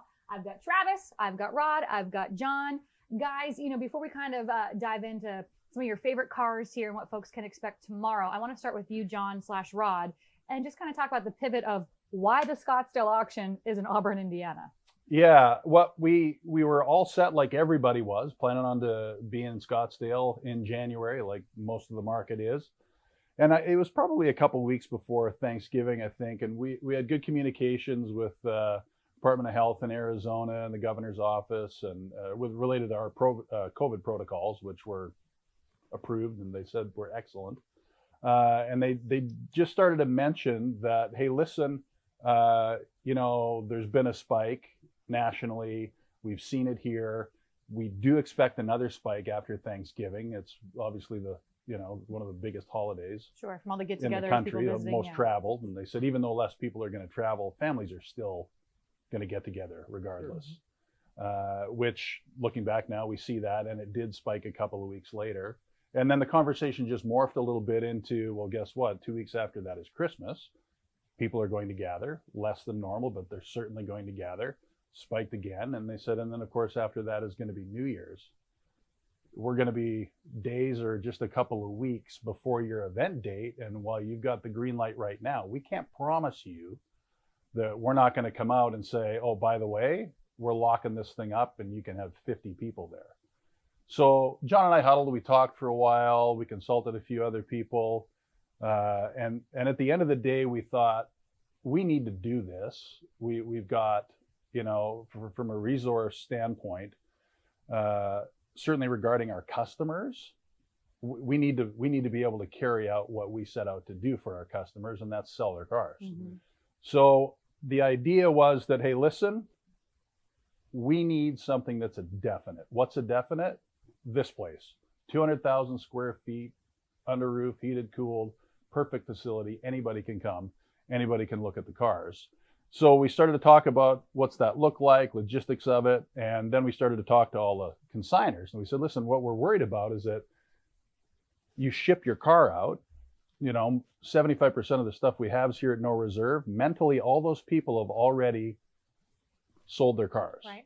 Whether they're going to put their money in a business or buy another car or a house or whatever, doesn't matter. They've mentally made that adjustment. And then for them to ship their car all the way out there, and then for us to have to tell them, oh, hey, listen, sorry, bad news. You got to ship your car back and put it in that spot that you probably already filled up with something else. And that pool you put in, you might need to get that down payment back. Right. And it's just not fair to customers to do that. That was our main thing. And then the other thing was, well, when you have 50 people at an auction, that's not fair to customers either as your sellers. And you can't show the cars. It's not fair to either side. You can't do any part of that equation the right way. So we immediately made the decision right at about Thanksgiving, I think, that we were definitely going to make the pivot. We phoned a lot of the consigners and said, here's what we're thinking. What are your thoughts? What were their thoughts? Overwhelmingly very positive. I think we lost 4 cars out of all, you know, and those were all California. 1 Arizona car and 3 that were in California. And they were just like, look, I'm not going to ship my car if I can't travel there. I'm not going to go. And it was more of a, hey, these are my worries. Best of luck to y'all. We're doing it. But overwhelmingly, everybody else was like, okay, wait, so I can ship my cars out there now? Yeah, right now. You can ship them out early, couple months early. We're going to have people fly in and look at them. They can be comfortable if they don't want to be in a crowd at the auction. So again, a byproduct that turned out to be very COVID friendly too, is that now people can come in, inspect all the cars, do all the research that they want to do. And if they don't want to be in what I would call a relatively crowded area, that they don't have to be. They can be completely comfortable. They can bid with confidence. And that's what's best for our sellers and for our buyers. So we're forced into doing it. At the end of the day, we're really happy we did. So when folks arrive tomorrow, I mean, are you expecting a ton of people here, crowds here, or what's that going to look like tomorrow? Well, we're not really expecting a big crowd. We do have it set up, as Rod mentioned, we have a huge facility, and so it's very simple to go through COVID protocols and so forth. And I think what people probably know this, but maybe, you know, it's not necessarily their job to think about it, but it takes a lot of people to put on a collector car auction. And especially when you're like, well, hey, and oh, by the way, we got to add another layer of COVID protocols. So for us, where, you know, most of our team is based here in Northeast Indiana, that is a lot simpler to do because those folks can participate here for, you know, a 3-day preview and auction window. You add travel and all that kind of stuff, or, you know, try to get local people out of town is pretty tough. So we're not expecting huge crowds, but we are inviting folks that are serious about buying a car to be here. It is a live auction, but we also have worldwide TV. So it'll be an informative and entertaining, you know, VIP virtual experience that, you know, we want to bring to all the folks that want to participate in Scottsdale Car Week, right? Because I've been going to Scottsdale for decades. I mean, lots of us car guys have. So there's a little bit of like I should be there. You should be there, and, yeah. You know, Should be doing car stuff right now. Yeah. That's the thought. So we are still doing car stuff, and we want everybody to participate. We've had a lot of people come in and preview cars early, so they can be here by Great. themselves or maybe with, an inspector, a mechanic. But a lot of them are going to bid by phone and online, and that's great. We have all of the options available, and I want to get into more of those options in a moment, but I want to go back to something that you said that I think is important to point out. We've got a lot of cars here this weekend, 75% of them being sold at no reserve. Yes. Can you talk about that a little bit further in terms of how people might get some really good deals here this weekend? Yeah, well, so no reserve, I love the concept of no reserve because you will get true market value for your car every time, and often more. Because what I tell consigners is that, listen, you're gonna sell your car. If your expectations aren't unreasonable, it's absolutely the best way to do it. And the reason why is this. Let's say there's an E-Type Jaguar. Popular cars, people like to find those, 57 Chevys. If you have that car and you're going to sell it, what do you want? You want the most people bidding on it that you can get. How do you accomplish that? Well, you accomplish it by no reserve. Because Travis, you're a car guy. If you're looking for a car and you see 5 or 6 cars and one of them's no reserve at an auction, where are you going? No reserve. Why? Psychology. Because you might get it, right? Absolutely. Good. So you and 15 other guys show up here with the same mentality, and what happens? You put people in a competitive marketplace, they will bid, they will definitely pay market value, and chances are they'll pay more. But there's almost always a deal or two. That's right. I'm all about a good deal, John. That's Yes, right. correct. Right. Whether it's a no reserve car or not, there is always 1 or 2 cars that will be a very good deal for somebody. Yes. Travis, you're the restoration expert, the restoration guy. Can you highlight some of the vehicles here on display this weekend? I mean, there are some really fantastic cars here, no doubt. The Steelwood collection's incredible. The 47 Marmon Harrington's obviously incredible. The 34 Packard is incredible. I mean, several of the cars that we went through and reviewed. The split window Corvette Resto Mod is just a super neat car, something you can get out and drive. But the Woodies that are here, you've got the XK 140, I believe. You've got obviously the flat floor Jag that you have here, the E-Type. That's a fantastic, sample for something you could either run like it is or restore it. Just looking around, it seems like there's a little bit of something for everybody, and that's great. It's neat to kind of see diversity. It brings in opportunity for younger collectors to maybe get their first car, or for seasoned collectors to maybe put themselves into something different. And I think that's really neat when you bring that kind of collection together. It just gives a lot of opportunity. Question kind of to all of you, what should buyers/sellers be thinking about going into tomorrow? Buying a car. Well, yeah, we hope so. That's a wrap. No, what I would say, it depends on where you are in the buyer scope. Is this your first car? Are you relatively new to the collector car hobby? Or are you a pretty seasoned collector that's owned cars, bought, sold, enjoyed? For the people that are newer to it, I would definitely say, if you're going to buy a car, buy something that you like. So buy something that every time you walk by it, you like it. You like to see it. You're going to like to drive it. That's going to bring you happiness. Find your price point, what you are allowed to, in your mind, safely do and enjoy, so that it's not a stressor, and enjoy that car and do exactly that. If you're more on the sophisticated investor side of the market, I would say then you absolutely go for the highest quality of whatever market is that you're interested in. And the reason is, no matter what happens in the market, ebbs and flows, up and down, if you have one of the very, very best of that mark, it will always bring top of the market at the time. Always. So those are some of the things I think that are really, really important. I'd like to add one thing Please. to that, and especially everybody watching, that this is a serious business, it's investments, but auctions and collector cars are fun. And you've got to know that if you are going to do this, you need to let yourself have fun. That's part of what it is. And that doesn't mean you get reckless or crazy, but it's a blast. So, I think people really need to, especially even now in today's world, like, We could all use a have little some fun right now. Yeah, have some fun. One of my criteria for buying a car for myself personally in my collection, I don't care how pretty it is or how valuable it is. If I can't fit in it comfortably and drive it, no, I kid you not. I drive everything I own. I am big on enjoying your cars.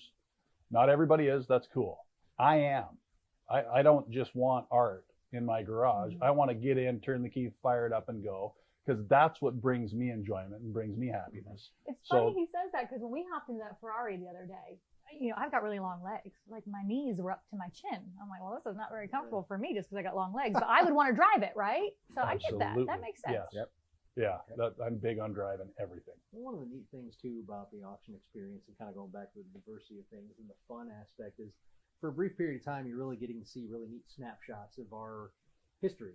The engineering and ingenuity and everything that goes along with that. And it's easy to kind of lose the forest through the trees, or not see the forest through the trees and whatnot. And if you really take a moment when you're at these auctions and go around and read the placards and read the information about it, and kind of put yourself in the shoes of historically what was going on with each and every one of these.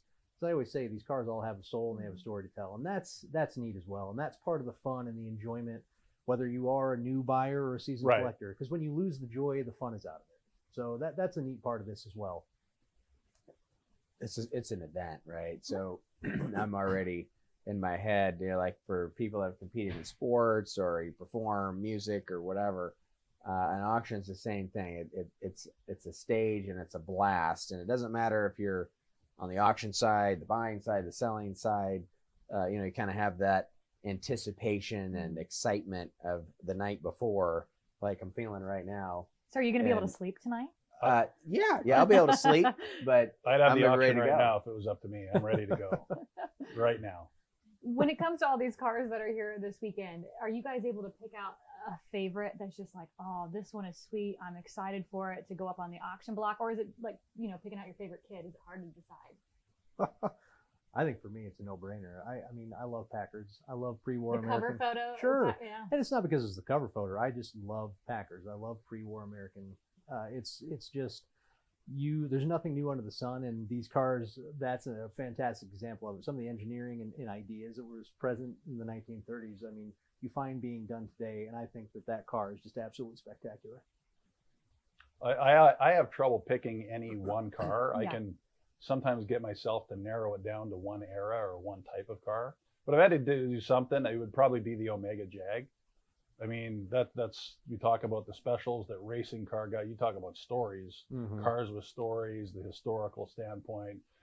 Jackie Stewart had his butt sitting in that car driving it. I mean, and that's a car you can drive and enjoy all over the place. So that ticks the boxes for me for sure. You got a favorite, John? Well, there's a lot of different categories, and I love the 34 Packard. I love pre-war cars, but I think the car I'm most excited for tomorrow is the 18 van, and that's for several reasons. I get it.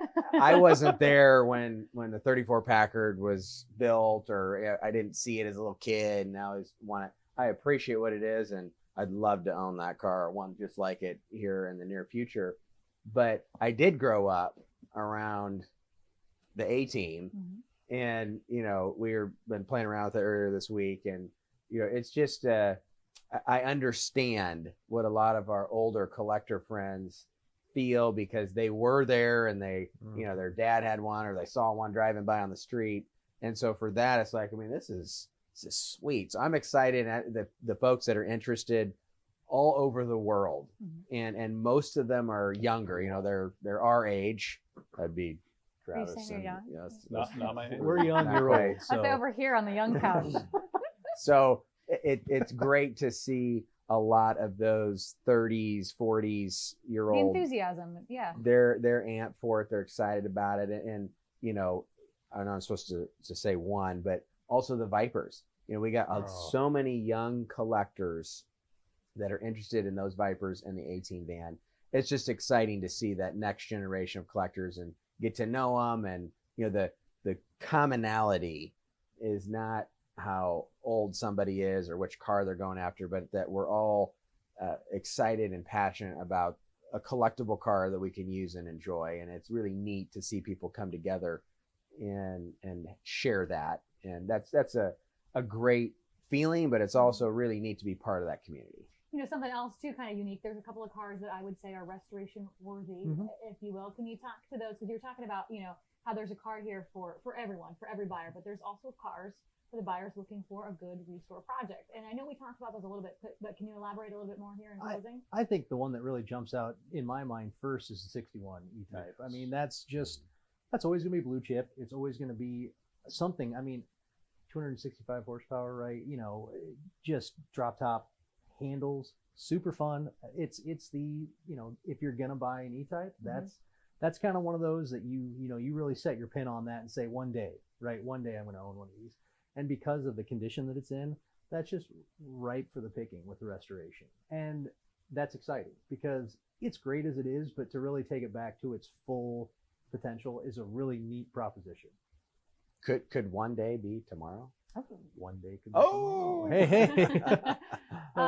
As promised, John, I wanted to get back and touch point on how people can register to bid, where they can come tomorrow, just kind of all of the details, if you will, that go in tomorrow, all the mechanics. Yep. So everybody's portal, worldwideauctioneers.com, and very clear instructions on your options and the process. Call us. Our client services team is wonderful, and our goal is to make that aspect of it as simple and seamless as possible. And I would encourage everybody, if you're thinking about it, to do it soon. We'd love to get you registered so that we can get you the information.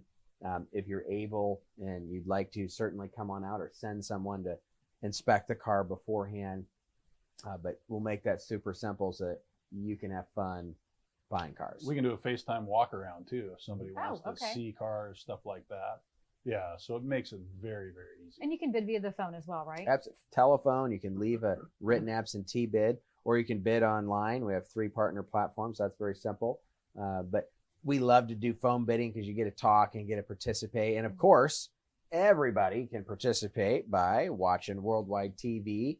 I'm very much looking forward to, the auction's going to be going on as we've introduced, and we're all doing this. Tomorrow's going to be a blast, and we're excited and certainly grateful for you guys being here. And I think our viewers are going to be. We're both hosting that tomorrow right here on worldwideauctioneers.com. Let me just ask you this as we're kind of wrapping up and closing. Any final thoughts from all of you as we start to head into tomorrow? Oh, for me, I would say basically I'm excited to do the auction for several reasons. One, because I'm a car guy and the whole car thing, but for me, I've always equated cars with enjoyment. My whole life growing up, from the first time I helped my dad restore a car in the garage when I was a kid to now to looking at these cars, is that we today in this world are due some fun. Yes, amen to that. Period. So that have fun, whether it is at any level you can, whether it's this auction regarding this or not, have some fun. And I hope we can do that. I mean, everybody has a car story, something that they remember. A song comes on. Oh, I remember driving that car, dating this gal, doing that. Like everybody has a car memory of some sort. And I think that this kind of just encapsulates all that. And I want people to have fun. I think it's a time of community and connection. It's from our team. So many of our everybody on our team works so hard, and they love cars too. And to see them come together and kind of culminate in an event, and then clients, whether it's on the phone, we don't talk to everybody every day, but usually around auction time, there's something there. You get to reconnect with some folks you may haven't talked to for a while. So for me, it's that human interaction, whether it's the folks who will be here in person or again on the telephone. That's what I'm looking forward to, and that's what I'm most excited about. Final thoughts, Travis? I mean, you guys have probably gathered through all this. I appreciate these cars so much for the artistry that they are. And I think in a way, any auction, this auction it's an art gallery. This is a celebration of the buyers, the restorers, the original designers, the builders, everything involved in that. And I think that's something that in this industry, we shouldn't lose sight of the fact that there is so much human input that has gone into every single piece that's in this. And that's something that really should be celebrated and never forgotten. They're a mechanical thing, but they are a piece of art. And I think it's really neat to remember the humanity that's involved in that. And I think at a time like this, realizing that in these inanimate objects is really what it's all about for me. Yeah. Travis, Rod, John, thank you. I'm so excited for tomorrow. Ready to have a little fun, as you say. I think we could all deserve a little bit of that right now. So that does it for us here on Worldwide TV. Don't forget, all the action starts tomorrow at 1 p.m. WorldwideAuctioneers.com. You get a full schedule. You can preview all the cars as we get reared up for tomorrow. I'm Kayla Blakeslee. We'll see you then.